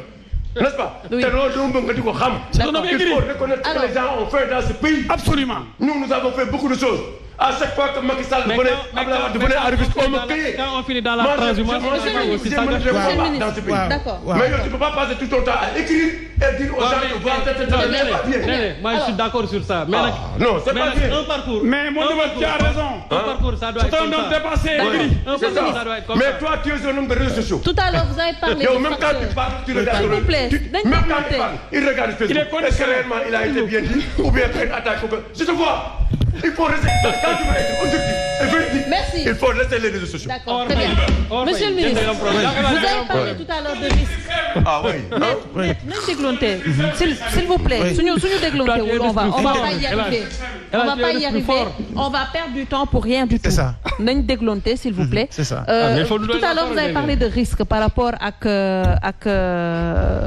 marche yu ñuy interdire. C'est ça. mais monsieur le ministre est-ce que risque boobu gënul flagrant bu fekkee tey jii wala gënul am risque bu fekkee dañoo interdire marche comme ni ñu koy gisee d'ailleurs d'habitude parce que à chaque fois qu'on interdit une marche ci la ñuy gis ay xeex ci la ñuy gis ay dóorante ak li ni mel mais à chaque fois qu'on encadre une marche tout se passe bien. Mais regardez par exemple aujourd'hui la maturité de la population et de la jeunesse gis nañ ne seen maturité des na fekkee ñoom fu ñu war a foyee sax dañu war a indi 2000 policiers à plus forte raison fu ñu marché fu ñuy fo war a dem kontaan ree il faut on demande qu'il y ait 350 caméras 2000 policiers ces gens-là si tu les amènes en ville près de la présidence mais kooku c'est un danger nit ñi avant les gens manifestaient à la place de l'Indépendance il y avait pas de problème mais les gens ont changé avant un match de football il y avait pas 3 policiers man j'habitais quand est-ce qu'on manifestait à la place de l'Indépendance quand même ah non je demande mais c'est le ministre da ko foqati mais non Sidi da ko foqati non Sidi da ko foqati les gens avaient interdit Sidi mën na leen de gré ou de force dama fay marche non loolu Sidi da ko foqati état foqati amul état ne foqati amul sëñ Saliou mais tey ñu waxal kenn mu foqati dem place de l'Indépendance dama ne Sidi da ko foqati mais tey waxal kenn mu dem foqati ji place de l'Indépendance Sidi da ko foqati je veux dire aujourd'hui c'est pas vrai kenn foqati ko les gens avant moi j'habitais en face du stade Demba Diop dafa daan am match 3 policiers moo daan am 3 policiers fees terrain fees del ñëpp yem benn policier su la xoolee sax nga daw mais léegi tu amènes 200 policiers xale yi song leen le monde a changé oui le monde ayant changé les comportements et les disciplines doivent changer suñu nit ñu continuer ci loolu nan dañ ñuy àtte comme nit ñu daan àtte bu njëkk ba ñu am problème bu njëkk ba man sama papa su génn ñun ñëpp dañuy daw laqatu mais man su ma génnee léegi sama doom bi dañ may romb nii le monde a changé le monde a changé donc aujourd'hui les comportements doivent changer état mënul bàyyi nit ñi ñuy def lu leen neex parce que sinon ëllëg c'est lui qui est responsable et la violence maintenant de plus en plus avant quelqu'un qui était un peu violent kenn daanu ko sax fal mais léegi c'est ceux qui insultent qui sont sur les plateaux télé c'est ça quand tu es un intellectuel comme ça sage nga ñëw ci plateau télé yi kenn du la invité c'est les gens virulents avec les yeux hagards qui insultent c'est ça mais on les amène sur les plateaux mais Assane Diouf invité nañ ko fi et d'autres maître grand insulteur de Madagascar Assane Diouf a siégé ici tu as été son avocat oui mais pas de fii tu as été je son défends avocat des criminels moi je défends des criminels non plus qu'Assane Diouf je suis un avocat Assane Diouf n'a rien mais il n'a pas sa place ici Assane Diouf moi je défends même des criminels Assane Diouf je suis avocat maître s'il vous plaît non Assane Diouf Assane Diouf dafa bokk ci population bi dafa bokk ci population bi te Ndoumbéla on invite ceux qui moi le ministre yow fii moi le député non monsieur le ministre le ministre moi le chef de parti mais là je suis pas d'accord avec vous laisse terminer monsieur le ministre des lacs et des rivières le plus important s'il te plaît il nous faut kii du dégg monsieur le ministre s'il vous plaît monsieur le ministre tey ko jox sa poste bi bokk ndax mu am jàmm le ministre des lacs et des rivières je veux dire aujourd'hui dégg moi je pense que ce qu'il faut ndeysaan moom mooy ñu def des critères yow du dégg sa monsieur le yoo xam ne mooy les critères d'un bon Sénégalais xamoo dara faute bu rëy nga def fi léegi c'est-à-dire les critères ne d'un waar bon nga xamoo Sénégalais dara quand un élève rentre à l'école au CI bëgg nañu xam su eggee sa 3e yan valeur la war a acquérir parce que sinon si on ne connaît pas avant soo doon dugulal lan lañ daan wax bul fen oui bul saaga oui respectal yi la hiérarchie oui c'était des choses yoo xamante ne dañ la koy tënk balaa ngay génn soo ko dugulal amuloo droit prendre la parole en public aujourd'hui nit dina dem ba mag yenn valeurs yooyu nga xamante ne ñoo ngi daan inculquer kenn doon ko inculquer kenn donc tey dañu war a indiwaat valeurs yooyu valeur lël yooyu pourquoi ñu bàyyi ko l'école est devenue occidentale mais dañu lël valeur lël yooyu peut-être sax lël amatul mais valeur yooyu nekkoon ci lël dañ ko indi école nit warutoo fen. mais loolu est-ce que duñu tourner wu ci autorité étatique yi alors. dans mais tout ça c'est tout le monde quand même. parce que nous on a été changé depuis l'indépendance. Oui, mais quand vous indexez l'éducation. Mais je dis ça c'était en charge de l'éducation. Non, ça, écoute, aujourd'hui, on discute. Quand on discute, chacun donne un point de vue. Oui, naturellement. C'est-à-dire, on ne va pas dire, oui, mais quelqu'un qui est aujourd'hui ministre de l'Éducation, mais tu n'as pas, c'est pas à toi de changer exactement la politique éducationnelle. Lolo, c'est le Sénégal ensemble. Nous avons top. Nous défendons les états généraux de l'éducation. On doit refaire aujourd'hui les états généraux de la société sénégalaise. Et cet état généraux de la société, moi, il y a une éducation, moi, il y a une université, moi, il y a un comportement. Même au niveau des plateaux télé. Il y a maintenant, nous sommes ko djubo. Doxé ko, ëlëk lu bare duñ ko changer. Mais valeur yoy, tant que délo suñu ko, muy jom, muy respect de l'autorité, respect de la parole donnée. Yoy nga xamantene dafa nekkon mom moy teunk sénégalais. Ba nga xamné lolu mom mo don suñu wax sénégalais lolu la. Respect de la parole donnée. Respect de la parole donnée. Le président de la République war na la dégg. Respect de la parole donnée. Vraiment ci réew war na la dégg. Waaw. déglu ñëpp yàlla xam na ni je suis très bavard école bu ma sa jànge non des bavard maa jiitu xam nga dañu am fu ñu tàmbali Wolof Njaay nee na ku sëlam sa wujju du set te ab wuude lu bu wax ca feebaru bëy ba rek der baa tax la ñu xalaat kon nañu dindi partisanerie da nga wax benn wax problème mu société la ñu am suñu biir société et à tous les niveaux et violence yi ci ni ma koy lister sax am nañ violence d'abord institutionnelle am nañ violence judiciaire violence économique violence sociale et même environnementale et cetera du jeex dem nañ fi ba ab élève jël brique dóor ko professeur dem nañ ba fi ñaari xale di football match interclasse kenn ki dóor ki moroomam brique mu faatu tey am na benn dawalkatu sareet bu rey moroomu dawalkatu sareetam léegi rey moom dafa dem ba banaal diw soode na am na femme bu soodee lakk jëkkëram mu ngi ca kaso ba kii rey na wujjam bu ñuy jeeg buy sëyi sax dañ koy wax xëppante leen acide loolu la ñu xam loolu la ñu commencé dafa nekk ci suñu terminologie dafa dem bokk ci suñu quotidien on a une société aujourd'hui très violente da ngay nekk ci kaw tali bi sax ku la romb sax bu jëlee sa place nga xaw a kii sax mu sànni la loxo mbaa mu daggal la paa bi ak xale bi tout le monde même si suñuy kàddu télé laa nekk mënu ma wax da ngay wax sa morom dara sax nga naan ko ay wàccal ndeyam munoo wax te dugaloo si ndeyam xale yi léegi discussion boobu non mais dama bëgg ñu canaliser loolu bu ma ñëwee d'abord wax nga dëgg comme dafa wax kàddu la joor dafa jëloon kàddoom mooy xas loolu lañ doon wax bu njëkk boo xasee ba pare jël sa xeej samp ne man tey fii ci Kajoor ak Bawol deret bu dee tuuru na fi waaye tey may am ndam may am victoire damay dem ma xeexi kàddoom boobu mu joxe moo ko jiital moo tax ba ko suñu maam sëñ Bamba diggee leneen defe na ko damaa joxe sama kàddu ba noppi kon nañuy fonk kàddu mais beneen bi maître maa ngi la ko bëggoon a wax sànq xam nga fekk dañ la jox tous les moyens de l'état nga am la violence d'état am même justice ak lépp ñu remarqué ni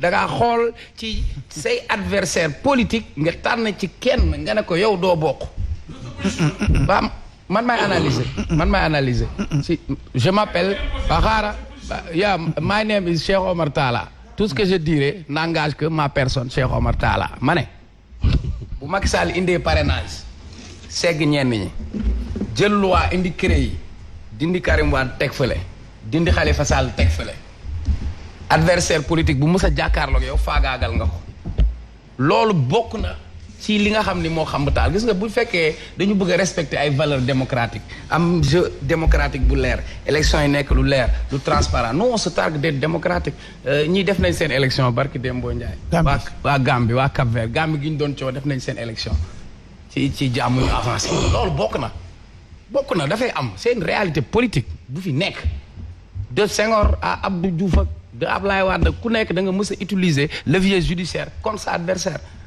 politique boobu moo tax ñun on a perdu Mamadou Dia pendant 13 ans en prison ça je ne pardonnerai pas à ça ñi ko defoon duñ leen ko baal nee na yow doo ko baal mais man baal naa leen. waaw mën nga ko baal man baal waaw d'accord ñun waaw maître je me suis fait violence en vous écoutant. nee na yow doo ko baal je me suis fait violence faites-vous violence en m'écoutant. faites-vous violence en m'écoutant.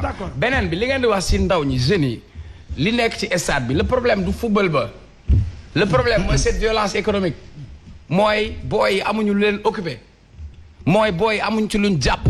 monsieur le ministre xam nga la mooy xonet quoi xonet nga yeewu si gàlle bi nii xam nga amoo loo lekk gisoo père lekk gisoo yaay lekk café Touba bi ngay dóor takk sa biir yendoo xiif bi moom ngay ñàkkanteel guddi gi ngay dem di wëri bool dof boo yooyu la ñu amuñu fu ñu sotti seen naqar wala seen mer même sur les événements du mois de mars la rue était devenue le déversoir de cette colère cette marmite sociale qui est à bout.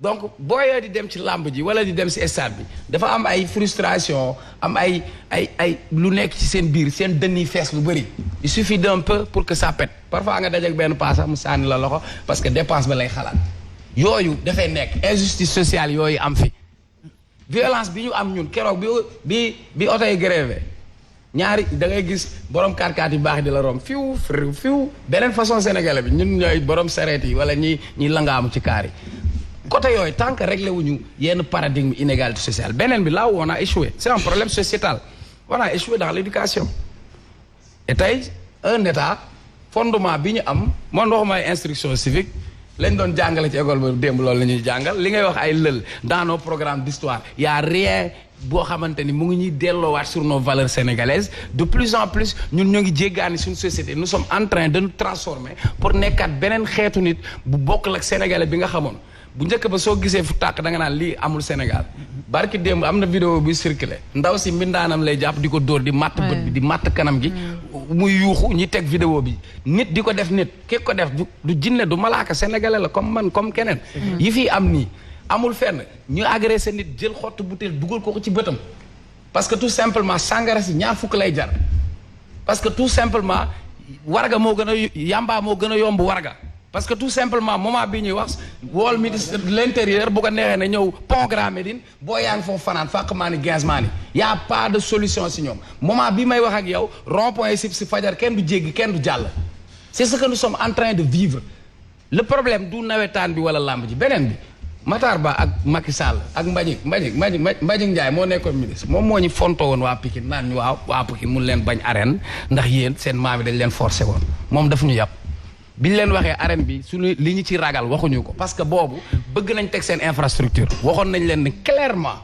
vous ne réglez pas un problème vous déplacez des problèmes dañu indil arène nationale balaa làmb ja am sax fekk na ñun nekk nañ ci insécurité nga ñëw dollil ñu problème boobu digal bi mu nekk benn corniche boobu nekk benn yoon la bu dee 22000 places arène bi day fees ba tuuru gendarmerie rek police loo fa mën a indi bu ñuy sécuriser ama lu ñuy sécuriser làmb ji biir làmb ji alentouru làmb ji mais xale yi bu ngeen leen gungee ba pare chimol ñi war a ñibbi Fass jaar nii ñi war a ñibbi jàmm gën jaar ñi public boo gis am na ñu rax simol bi tàmbali lan mooy simol defkat be ku dul def dañuy romb greffage u neen bi 300000 lay jar nga bipp yóbbu kii dafa yore kóol neen day sina nga bipp yóbbu dàqante bi parce que groupe 20 personnes le groupe la foule elle est malade la foule mënuñu ko contrôler donc ça veut dire que tey on gagnerait davantage d'abord yenn infrastructure yi suñu jëloon arène bi yóbbu ko jam ñaajo ku bëgg a bëre seetaani bëre nga taasooto nga dem ba jam ñaajo mu jaral la ko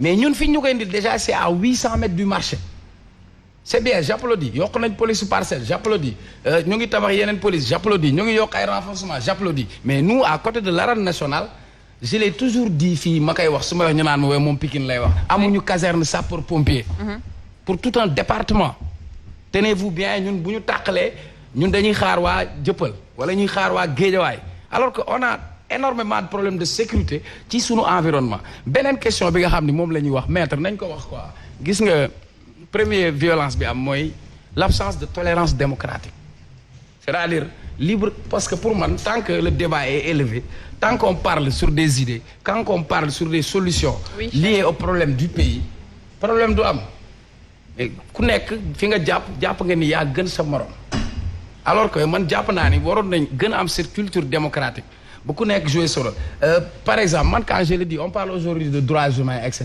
mais t'es un homme de droit on parle de droits humains man je toog ma fi pour faire le procès de qui que ce soit. mais maître ñaata bavure policière moo fi am. ci diggante contrôler sa këyit ñu jàpp la defeere la waaju ne la xaaral dinaa la yar ñu defeere la ci biir déferment ñetti fan ñaar nga faatu ñu ne woy corona mu jeex.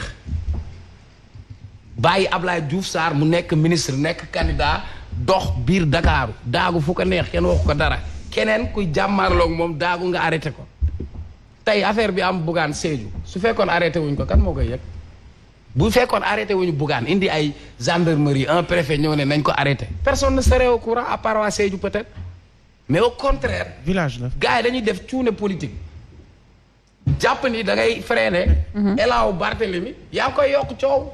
mais bul xalaat ne que préfet bi il est politique. il non n'est pas politique. non je dis pas que xam nga man. wala le gouverneur wala le waaw mais gendarme qui est là-bas. monsieur le ministre. parmi monsieur le ministre. Saliou ma ñëw. non borom dëj mën naa jooy dëj ma ne la. am na préfet yoo xam ne seen carrière la ñuy gérer.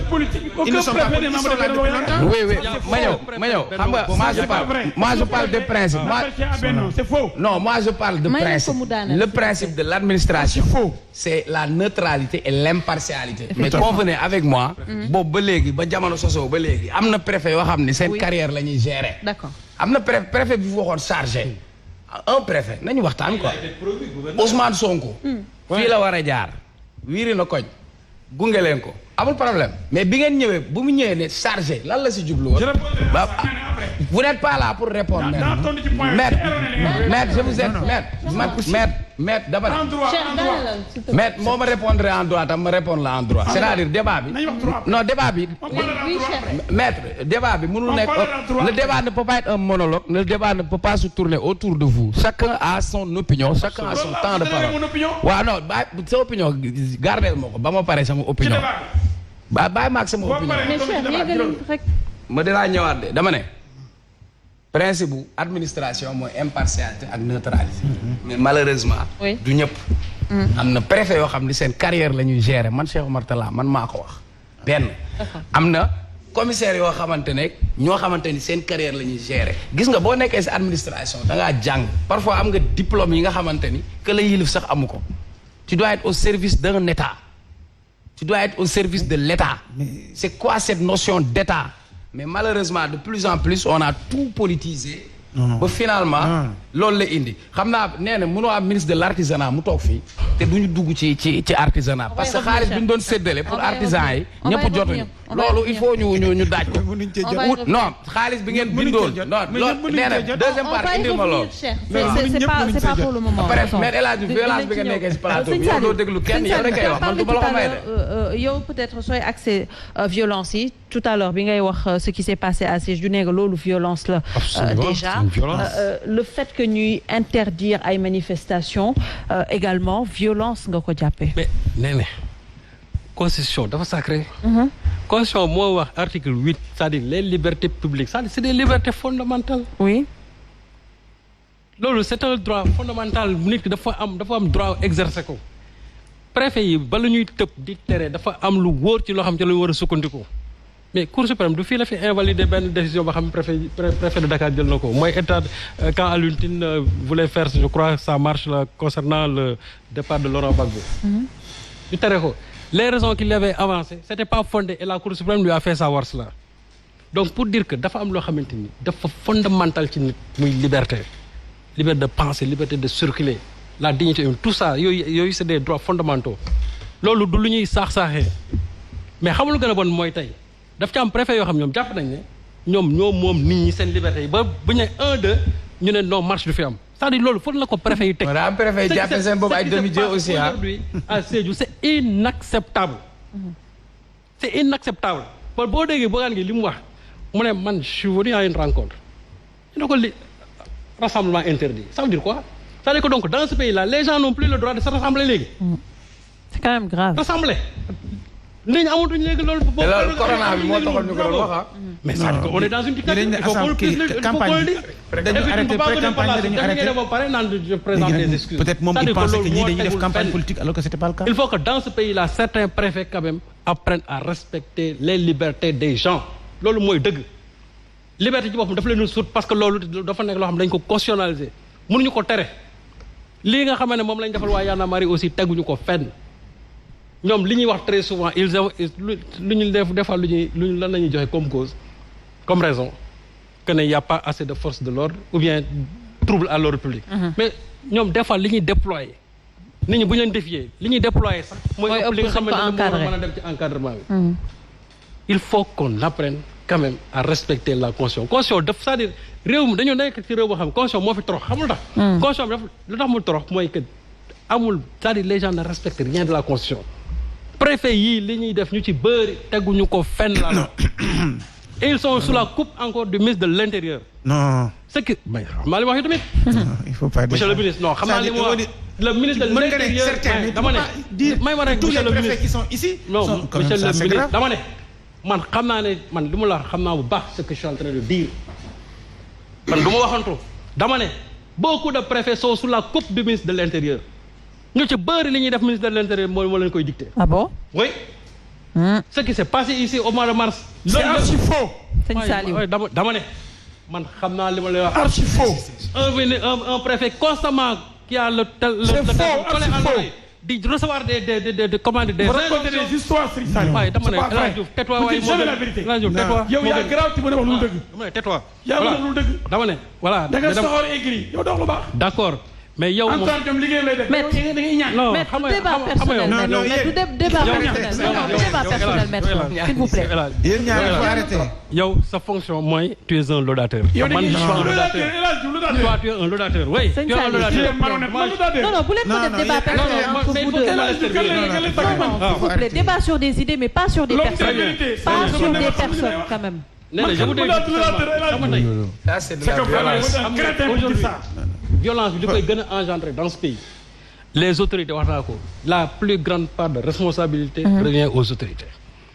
non tey li nga xamante ne mais monsieur le ministre je vous en prie il faut nga am nga élégance pour déglu ma. parce que booy non non excusez-moi monsieur le ministre non monsieur le ministre avec tout le respect. excusez-moi waaw d'accord. jeex na waaw ok excusez-moi donc dama ne état bi dañ ci am part de. lañ war a jox ministre parce que bu fekkee ne chaque fois que les gens là veulent exprimer cet mécontentement à travers une marche nga ne loolu du fi amee loolu violence lay engendrer. Et c'est ça qui est en train de se passer dans ce pays xam nga violence loolu moo koy indi que des gens des députés fraudeurs à l'Assemblée nationale ñu jël leen en flagrant jàpp leen ñu lever cette immunité parlementaire boobu ba léegi aujourd'hui le procureur ne peut pas du tout les entendre et tey sax j'ai ri sous cap quand j'ai entendu un des députés nga xamante ne délinquant taxaw à l'Assemblée nationale di am lu muy xas di xas nit ñi ma ne ko kii moom il ne devait même pas venir aujourd'hui à l'Assemblée nationale. Un peu de respect pour ce député-là. Non kooku il est présumé innocent. Ce député-là je ne le respecte pas du tout. Il est présumé innocent jusqu'à sa condamnation. Ah, d'accord. On respecte quand même la présomption d'innocence. Non je respecte la présomption d'innocence. Accusé est présumé innocent. waaw mais yow sa client bi dañ kaa jàpp flagrant Bougazelli bu dee moom la ñuy wax Bougazelli sa client bi dañ ko jàpp flagrant. waaw non loxo si poche. On en parle même pas. il est présumé innocent. Bougane ne bénéficie pas de la présomption d'innocence. waaye loxo kon la ma ne wuy yàqu naa. dama jàng droit. cher. Non laisse-moi continuer s'il te plaît. Non je disais à propos de cette violence. C'est-à-dire que tey. violence cette violence politique là. C'est l'État qui sécrète cette violence là il faut qu'on ait le courage de le dire. marche yi ñuy interdire suñ ko bàyyiwul. oui. suñ ko bàyyiwul réew mi ci boppam dina ci tàkkaat encore. et président bi. parce que loolu un sentiment de défiance. non xam nga mooy loi et puis président bi na bàyyi di toog ay ce qui se produit ne se produira plus gis nga yooyu façon wax tant que mi koy wax la fi amoon su fa amaatee la amoon amaat loolu moom bu yow mu xam ko. président Macky Sall dama ne président bi qu'il cesse de menacer les gens. menace kenn dama ne bandi les menace. il rappelle bu taxawee ñi daal dëkk bi bandi on les menace. li ma wax su ko li muy wax dane li fi am bu fi amaat. mais mooy yoon li fi amoon waru fi amaat. waru fi amaat kon la fi amoon bu mu fi amaat. 14 nit la fi amoon amaat encore. il faut que ça soit clair. 14 nit bi fi amoon dama ne. Il menace wala il rassure la non population? il rassure. Il menace les gens. il rassure. Il passe tout son temps à menacer les gens. Depuis Paris, il n'y aura plus 14 mois. Tu l'as suivi à Paris ce qu'il a dit? mais kii dafa il n'y aura plus 14 mois. yow président yi menace président yow. dama ne El Hadj Diouf mesure. yow président sa morom. mais mesure tes provocations. président mënul sa morom. nga ne. yaa ngi Sonko président sa morom.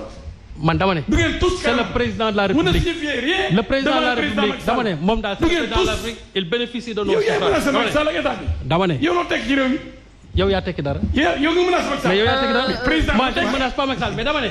ce que je dis là c'est clair dama ne. il faut que le président cesse de menacer les gens. da ngeen a fuy waaw li moo daal c'est clair président bi na bàyyi di menacer nit ñi. chaque fois dans ses discours vous da ngeen di xool Macky il a un discours très violent. dama ne loolu en tant que njiitu réew daf ko warul. yaa ngi dégg un président qui rassure am na yenn propos yoo xam ne doo ko tenir mais chaque fois il est sur la défensive. Ce qu'il a dit à Paris dans un premier temps loolu c'était inacceptable. taxaw naan man actuellement j'ai tous les pouvoirs kenn du ma xoxatal un président est-ce qu'il a besoin réellement de dire ça. D'accord. Là où on attend le président de la République c'est de satisfaire les problèmes économiques des Sénégalais. mais pas mais je pense que ñu calmer un peu parce que ñun li ñuy tere mbedd mi xale yi daf mel ni ñu ngi fay jëm. C'est ça. non parce que on doit se calmer koy def yaa El Hadj Diouf c'est vous qui faites ça ici et ça ne passera pas. On doit se calmer. C'est ça. On peut débattre. C'est El Hadj Diouf qui est en train de le faire man moom El Hadj Diouf mënu ma yëngal. On peut débattre, chacun peut donner son point de vue. D'accord. Sans pour autant ñu Alors egg ci qu'est-ce qu'il faut mettre on peut donner son point de vue. peut-être Parce que les enfants nous regardent aussi. Qu'est-ce qu'il faut non pour sortir monsieur le de ministre ça il faut le situation? dire à El Hadj Diouf. Non, à tout le monde. Qu'est-ce qu'il faut pour À moi sortir de aussi cette situation, également. maître? xam nga Parce que ñu ngi indexé d'une part l'État di indexé la classe politique lan lañ war a ku ne def da nga am sa cër ku ne da nga am lu la yor jox quand ñoom ñaar ñuy wax constitution moom moo proclamé droit de marche mais dafa ni daf ko réglementé la preuve xam ne dañuy bind préfet constitution ne leen da leen marché bu la neexee déclaration. waaye il faut ñu bind pour yëgal mooy déclaration. régime déclaratif. kon du bind da li ma wax du dëgg déclaration du bind waaw c'est une déclaration. wala da ngay jël rajo rek def déclaration ci wolof ci rajo bi RFM man damaa bëgg a marche wala ngay bind da ngay bind yëglu. kon ku wax ni ku conseil li ma wax ni da ngay bind da ngay kàcc man tamit da ngay bind préfet caution moo ko wax ñu ne ma déclaration ndax ca rajo bi lañ koy defee wala da ngay bind dama bëgg wax ci les population yi da ngay bind préfet mu xool ndax jàmm dina am ndax bu amee ndax am na force de l'ordre yoo xam ni mën nañ encadrer bu du am débordement parce que moom am na renseignements généraux yi dana enquête xam yéen lu ngeen bëgg ndax da ngeen bëgg a taal dëkk bi wala da ngeen dox ci jàmm ndax bu ngeen bëggee yëngal ndax am na alkaati yu doy man fekkee naa xale yu bëri juddooguñ yëguñu ko sax que manifestation amoon na fii centenaire boulevard Général de Gaulle ñaata policier lañ ci rey après meeting yi sëñ Moustapha Sy bi keroog 7 la ñu rey ay manifestants rey ay policiers directement si biir car bi ñu nekkoon xam nga kon dañoo bett boobu policiers yi immédiatement les relevé le ministre de l'intérieur yooyu fi la ñu fekk kon balaa préfet autorisé dana xam ñi luy ndey luñ bëgg ndax dégg naa keroog ñu naan dafa am policier en civil ñëw ci benn manifestation opposition mais loolu yàgg na ndax dañuy civilu RG yi pour dem ci rassemblement yi xam lan lañ bëgg a def seen réunion yi ñu di leen jàpp naan kii policier bi dana espionné mais loolu c'est l'État c'est normal ñoo xam sax le rôle des renseignements généraux parce que ñooñu bu ñu tëddee guddi dina nalaw après leur meeting police moo leen di sécuriser ak gendarmerie kon da am civil yu dem ci manifestation El Hadj Diouf ñu dem ci bu Sonko dem ci bu Abdou Mbaye civilu pour mën rendre compte état bi lan na gars yi nar loolu mooy état dafa soxla renseignement état dafa ay milliards pour le renseignement ñu naan ay policiers fi ñëwoon suñu manifestation bi dañuy espionné xamuñ sax état ñuy di ko dóor ak jàpp nañ ay policiers ay nullards yu def politique ma ñëw waxuma ak moom waxuma ak moom tudd avocat nee na dama may wax sama temps de parole. mais il faut dire la vérité aussi. man phénomène il ne faut pas manipuler les Sénégal il ne faut pas manipuler les gens il faut dire la vérité. ñun li ñuy wax dëgg Sénégal ñun néew ci laa bokk du ma tagg sama bopp. mais dis la vérité rek. mu ne man l'auditeur laa kuy tagg nit ñi man lu ma ànd ak yow ngay président Macky Sall ma bëgg la lool maanaam le troisième mandat amoo ci droit kooku l'auditeur la. troisième mandat bi di nga ci dellusiwaat. le premier des Sénégalais ñu ne kenn du wax loolu di ko wax kuy sama xarit kooku l'auditeur la. ko xam nga ne waxoo dëgg ñeme nga wax lu dul dëgg. tu fais un bëgg naa utiliser un terme correct. di ko wax bu gën a gaaw waxoo dëgg léegi dama posé question mu di ma dagg. dama ni nañ ñeme ale kala ji pour faj da nga ne solution. mooy état. je l'ai dit dañu taalee Auchan di wër Auchan yi benn di taal station Total yi France dégage kër Me El Hadji Diouf Maris ñu taal. kër Mansour Faye. El Hadji Diouf c'est vraiment. ñu taal kër Birima Ndiaye TFM. waaye sa kër kenn jaaru fa. ñu taal kër ministre de l'intérieur Antoine Diome ak xombal kër yaayam ñu taal di wër kër Me Dior Diagne pour taal ko. ci man ci Facebook laa gisee dañu taal sama kër ma avertir le haut commandant de la gendarmerie à l'époque Jean-Baptiste Tine mu avertir commandant brigade Coly bu Parcelles Assainies mu stationné benn camion sama bundu kër parce que 15 heures la ñu waxoon mais dans Facebook dans Facebook loolu bëggu leen benn yoon nee nañ comme j'ai été agressé sama kër ñu taal ko am doomu aadama boo xam ne amul yërmande ci man ndax iñaan la kanamam gi boo xoolee xam ne kanamu ko ñaan la moo tax yàlla nga ñaaw bu nga dee s'il vous plaît déglu ma yeggali dama ni yàlla boo xam on n'a pas brûlé sa maison. dama ni non il peut pas. dama ni moi j'ai été menacé. dama ni bi ñëwee sama kër ci Facebook laa lire ne 15 heures dinañ taal sama kër sa maison qui est en face de Brioche Dorée Mariste ñu envoyé ma capté kii bi envoyé ma ko capturé ko envoyé ma ko mba au commandant de la gendarmerie Jean-Baptiste Tine mun am mooy dégg commandant brigade Coly bu Mariste oo sama jabar il était 10 heures quelque di ko gaawal génn kër gi yaay famille bi gendarmerie bi muy génn ay midi moyen fekk le gendarmerie stationné nga dem camion de plus de 50 gendarmes ci buntu kër gi d'accord comme dañu waxoon 15 heures gendarmerie toog ba 17 heures pour ñoom booy du ñëwati ñu dem naïvement ni dañuy dem renforcer Auchan bi nekk Mariste bi ma woowee Coly am ñu ma oo ni ma suma jabar ni ma comme moom demoon na seen kër gardien ba nekkoon ci kër gi suñu gardien bi ñuy fay ni booy yegg si nañ bi gendarme yi demee xam nga faute grave du commandant de brigade des Maristes Coly s'appelle Coly le CB mooy commandant de brigade bi ñu demee ñoom ma woo CB di ko CB ñu ngi yegg seen sama kër mu ne gars yi dañu ñëwoon Ousmane maa leen oo ma toog 10 minutes après Coly ana gars yi seen mu ne ñu ngi ci yoon bi ma toog 30 minutes Coly ana sa gars yi mu ne ñu ngi ñëw ba da ko yokkee sama kër dara dafa desati moo tax ma ne ko Coly yaa taal sama kër yow commandant de brigade des Maristes ndax ba camion bi bu toogoon ba timis wala ba guddi surtout temps couvre-feu woon temps yooyu mu soog a dem ñu mën a wax du dëgg kon boog kii dafa añaan ki ñaan ki ko dal. alors maître s'il vous plaît. maintenant je viens à mon temps de parole dama la tontu. waaw mais s'il vous plaît non maître. nee oui mais dafa dima kenn taal sa kër. mais maître du ñu dugg ci débat personnel. dama ñëw di sos mënuñu nekk tout le temps di leen wax ne que du ñu dugg ci débat personnel. débat d'idées s'il vous plaît. on a besoin de ça ñi ñuy seetaan ils ont besoin de ça également. Il n'a pas manipulé. Il n'a pas manipulé. Il y a des gens qui ont menacé les gens. Ce qu'il a dit, c'est la réalité. Même moi, j'ai été victime de ça. Mais man, j'ai été victime de ça. Non, Serigne. nit da ngay masawu non nit ñu taal kër yaa manipulé ñu taal kër non il a dañu taal kër on n'a pas brûlé vos maisons. d'accord man sama bopp déglu ma dama yor benn affaire man c'est le jeune de Dal qui m'ont appelé ban aw ma sax Facebook ñoo ma envoyé capture am ñu nekk États-Unis am ñu nekk feneen di wax dem nañ taal kër Omar Faye ma ne leen bu kenn ñëw taxaw sama kër ku fa taxaw di nga xam ne la dëgg la. gis naa message damay toog parce que bëgg ma développer li may wax. il est très intelligent mooy man idée la d'accord dama ni solution yi rapidement d'accord solution yi les solutions on en a besoin ñi ñuy seetaan ils en ont besoin également. besoin de solution. s'il vous plaît solution ñoom intéressé. très bien.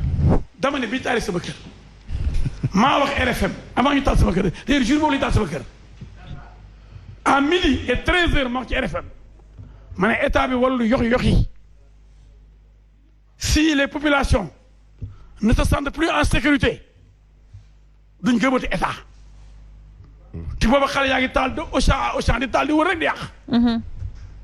man ne l'état doit faire face quitte à sortir l'armée nationale ndax ñu ngi piller les biens publics et les biens privés te état bu demee ba mënatul garantir la sécurité publique état amatul. kon ma ne solution mooy lan. mooy lan mooy le président Macky Sall wax. lan. ni ce qui s'est passé ne va plus se reproduire. L'État fera face. C'est intolérable et inacceptable.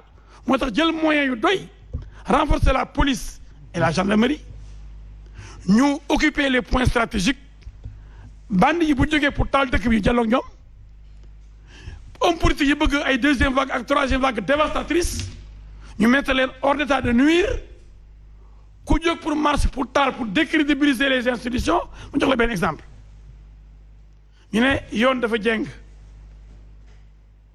nañ def marche ndax dañoo bàyyi Thier Amadou Diallo. oui téye Kilifeu. ma bëgg dafa taxaw seetlu.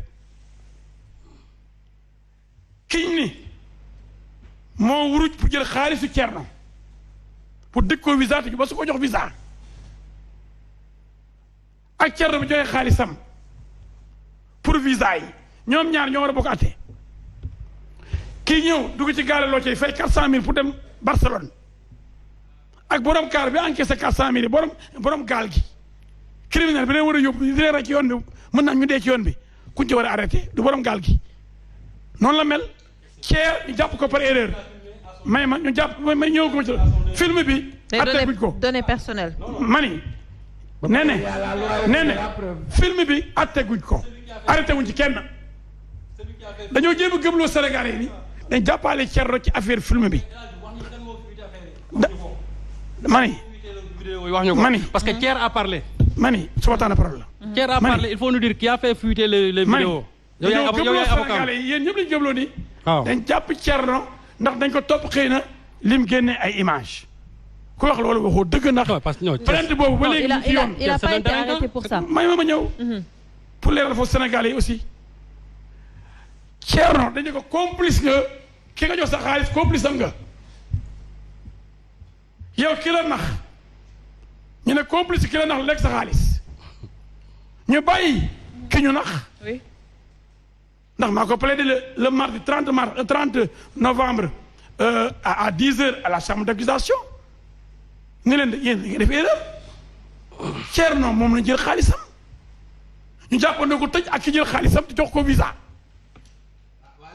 may ma non attention Cheikh day gën a gudd si parce que su ko waxee il a fait sciemment pour wax ci cas bi man dama koy laaj. parlons droit ban sañ-sañ la ñu am pour maintenir kilifa en prison yaa ma gën a xam loyauté de la preuve ak légalité de la preuve. dégluwuma la parce que film bi ñu filmé bu fekkee dañoo filmé nit te yëgu ko fatal say nopp parce que bëggoo dégg la tee bi ñu téye kilifa teguñu ko fenn. parlons droit il y a le problème de la loyauté de la preuve et de la légalité de la preuve kilifa ne doit pas passer 24 heures en prison loolooy dëgg. léegi nag ku bëggul dégg bu la neexee nga saaj say nopp bu la pareeguma bu la neexee saajal say nopp saaj ko ba suba saa yoo ko dindee dinaa ko wax. man maa am sama temps de expliquer. parlons droit là le problème de la loyauté de la preuve et de la légalité. quand j'ai plaidé le droit devant les juges de la chambre d'accusation nga demandé woon naa liberté provisoire juge bi bañ ñoom ki dafa demandé liberté provisoire juge bi bañ ñu def appel ñu njëkk a jugé seen affaire ñoom njëkk a def appel. dañu ko jugé ñu bàyyi Simon ndax nee nañ dafa feebar. comme ni ñu bàyyi woon Bougazelli bi te 7 mois ndax dafa feebar. Bougazelli moom n'est pas du tout xam nga Simon deful 7 mois de. Bougazelli moom n'est pas du tout Simon est-ce que def na 1 mois sax ñu bàyyi ko kenn coowul waaye ki def 7 mois ñu bàyyi ko kenn nangul ko loolu. waaw kooku moom c'est doon léegi bi ma ñëwee man dafa appel fekk ñu bàyyi Simon mi nga xam ni. dafa jël xaalisu Thierno jox ko passeport français Thierno ko jëlal sa passeport delloo ma sama xaalis mu bañ ñoom ñaar ñëpp Thierno nekk partie civile ci dossier bi maa bind lettre de constitution de partie civile déposé ko ci dossier bi nu ñu mën a jàppee partie civile ak inculpé bi tëj ba ma ko plaidé chambre d'accusation won leen ni erreur am na ndax ki ñu jàpp Thierno Amadou Diallo lu ñu koy toppee ngeen ne complice la kon ku ñu nax ku dee complice ga ku ñu nax ku dégg nga joxe say millions ñëpp teg seen bët complice ga ñu bàyyi ko bu génn bi mu génnee avocat moo ko plaidé wane on kii wa kenn war ko tëj mais moo ne ba ki joxe ay millions am nu may foofu rek ki joxe ay millions am ak ki jël millions yi c'est un complot d'État c'est tout mais may moom expliqué damay daaneel c'est un complot d'État dama ni yow ay ñoom Thierno état yéen ñëpp yéen a far état bi laay wax ak c'est un complot d'État tout ça a été cousu de fil blanc pour faire tomber puissamment Kilifeu loolu dana nga du leneen c'est un complot d'État il faut le dire non c'est un complot d'État c'est un complot d'État parce que amul preuve c'est un J'ai dit que c'est un complot d'État. Mais dans quel sens c'est un complot d'État par rapport à la vidéo yu fuité nañ ma ci woo monsieur le ministre nañ ma ci woo mais terminé nañ ma ci woo nii daal terminé nu may terminé li muy wax nañ ma ci woo demandé l'impossible bu mu demandé l'impossible non maître joxaat nañ la parole pour nga dafa tàmm ku wax fii lu arrangé wul ñooñu may bañ a tudd mu dagg la bàyyi ma expliqué li ma expliqué man duma ku ñuy xam nga rek mayuma ko kenn. mais sa temps de parole léegi mu jeex maître. waaw da koy dagg ba réel après bu jeex amul problème. waxal yow la ñu déglu. bu la neex ba jox la parole bi. dama ni yéen da ngeen foogoon ni même yow nee naa sa. que dama lay wan accusé wu de da nga foogoon ni xëy na cër dañ ko jàppoon ci leneen lu dul affaire xaalis bi mu joxoon kilifa tirande ko xaalis boobu. ñu ne pourquoi kon ji bàyyi ceer mais ni ceer dafa def leneen wala dañ ko topp leneen comme film yi. kenn topp ko ci film yi kenn jàpp ko ci film yi wane kenn jàpp ko ci vidéo yi ba jàpp nañ ci bàyyi kii dañuy jéem a jaxase bopp nit ñi alors que même infraction bi kilifa def ak Simon ci lañ ko bëgg a tëj moom te moom mooy victime ñu ne dañ ko bàyyi en catimini ma di ci tontu keroog maa plaidé man le mardi 30 novembre à 10 heures ñu dem délibéré à midi il y avait 8 affaires inscrites au rôle bi ma plaidé ñu ne ma délibéré à midi dans 2 heures de temps ñoom bu ñuy dem chambre d'accusation bu ñuy demandé liberté provisoire presse bi yëpp lañu ko yëgal naan kilifa a demandé la liberté provisoire Simon a demandé. mais maître jusqu'où ira cette histoire. parce que yaa ngi wax ni waxul peut-être lii moo tax ñu arrêté ko alors la question fondamentale c'est justement peut-être ñuy filmer cette personne parce qu'on parle de protection de données personnelles d'une autre part qui a fait fuiter ces vidéos donc jusqu'où ira cette histoire. entre voilà ci laa jëm si woon mais da nga maa dagg damaa dégg fii. ñoom ñu développé benn thèse pour toj bopp sénégalais yi dañoo topp Thierno dañ koo téye ndax dafa génne ay vidéo yu wone ay kilifa ak ay Simon léegi ñu bàyyi ko ci def na faute boobu pour ñoom téye fa kilifa moom mi nga xam ne dafa jël xaalisam xam nga moo tax ma ne yow sax xëy na loolu nga foogoon ndax loolu lañ gëmloo nit ñi loolu laa la bëggoon a wax ñu bëri dañoo foogoon ni dañoo topp kilifa pour leneen comme lu mel ni ay dañoo topp Thierno ci leneen lu bokkul ak xaalisam biñ jël comme lu mel ni vidéo yi ñu bàyyi ko ne léegi ndax vidéo yi xëy na ba pare téye fa kilifa loolu ñu bëggoon a gëmloo nit ñi. ma ne axtum attention masuñu koo topp ci affaire vidéo masuñu koo jàpp ci affaire bi entendre nañ ko bi mu nekkee kaso ci affaire vidéo yi dama bëgg Sénégal yëpp xam loolu. il n'a pas été accusé de vol. kilifa rek moom accusation boobu perte ba tëdd na ko 2 mois la woon jàll bu yàgg kon bu ñu jaxase kaase nit ñi. tëdd na 2 mois yi may ñu ko ci 1 jour. s'il vous plaît mu ngi gudd. man terminé may ñu ko ci 1 jour dafa tëdd 2 mois yi ba jeex tàkk avant muy jeex vidéo yi di circuler le procureur s'est autosaisi. oui. naan li may gis ñu ay passeport diplomatique. ay visa danaa ko càmbar. enquête leen ma affaire bi. ca lañ jàppee kilifa ca lañ jàppee Simon. moom ñu attardé ko mu ne effectivement maa joxe sama xaalis bi ñu waree tëj ñu tëjandoo ñoom ñëpp ci affaire boobu. sur cette question des vidéos maître. léegi nag problème vidéo yi nee nañ Thier moo génne vidéo yi Thier nee na man génne wu ma vidéo ndax bi vidéo yi génne man maa ngi kaso mais li muy wax ne vol ba teg ko 2 mois. dañ ko continuer sur la même lancée. Il est en prison. Il a donné son portable. kan moo génne kii bi kan moo génne. certainement yow. ah mais il faut le dire certainement ku wax dëgg. waaw mais dama lay dire. sur cette question des vidéos il a donné son portable s'il vous plaît. ko génne. damay répondre ci vidéo yi. sur cette question des vidéos maa ngi la laaj tontul maître ci vidéo yi. dama ne la. vidéo yi bi muy génn. Thier mu ngi kaso. te Thier bi ko laajee Thier expliqué nee na. man nu ma mën a nekk kaso di génne ay vidéo man kay dañ ma agressé jiñ ma sàcc. oui. ñu tëj ma ci 2 mois mooy li ma la wax prisonnier ko ba pare. ñu agressé ko jox ko rendez-vous ci benn bërëb dama tudd ki ko jox rendez-vous foofu yónni ay bandi ñu agressé ko jël accusé ko de vol. El Hadj Diouf avocat nga de. ba léegi kenn taxul ca baar ba. El Hadj Diouf avocat nga de. kenn taxul ca baar ba ni mën a sàcc. kii ne woon dañu bëgg a sàcc këram te kenn sàcc fa dara dafa def désistement parce que xam na ne dara amu ci. d'accord pare ko ci ba ñëw ci kii bi rek léegi nag vidéo yi kan moo génne noo may ma yegg ni wala ma bàyyi la bu ko xam yow rek la ñuy déglu. da ngeen laaj ba pare bu la amee leer ngeen daw. non mais c'est la grande question c'est ce loolu la ñuy xaar mais loolu la ñuy xaar il ne le dira pas. waaw doo bàyyi man mi avocat mais allez-y yow déedéet mais yow la ñuy déglu mais depuis tout à l'heure non depuis tout à l'heure on est en train de revenir sur la même question. wax ñu kan moo génne vidéo yi. oui là les vidéos ça intéresse dafa intéresser les gens qui nous regardent c'est qui kan moo génne vidéo yi. lu tax di ma rappel bu ko waxal tontu la. non mais yow la ñuy déglu maître depuis sànq yaay wax de. man. depuis sànq yaay wax ak dëgg yi may dagg. waaw allez-y répondez maître. Sénégal moo métti alors léegi. ku génne vidéo yi. la loyauté de la preuve. ku génne vidéo yi et la légalité de la preuve. man nekkuma ci loolu. ku génne vidéo yi. man li ma nekk nee ne. oui maître. mooy daal Thierno Diallo. parce que ñun xam nañ vidéo yi ku ko génne mais ku wax ñu ko génne. Thierno Diallo. suma client. nekk na kaso maa ko plaidé ñu tëj ko 2 mois. ñu accusé woon que dafa sàcc lu garaaw te dara amul. mais loolu yëpp yaa ngi koy wax depuis tout à l'heure. waaye dañu ma coupé ba bëgg Sénégal yi. il faut lui dire kan moo génne vidéo yi. moom lay nekk di wax sëñ Saliou bàyyi ko mu génne vidéo yi. Sénégal yëpp yow la ñuy déglu instant bi. moo tax bu ma daggee ba reprendre non pour reprendre tontu juste ci question boobu ñu dem kan moo génne vidéo yi maître. voilà.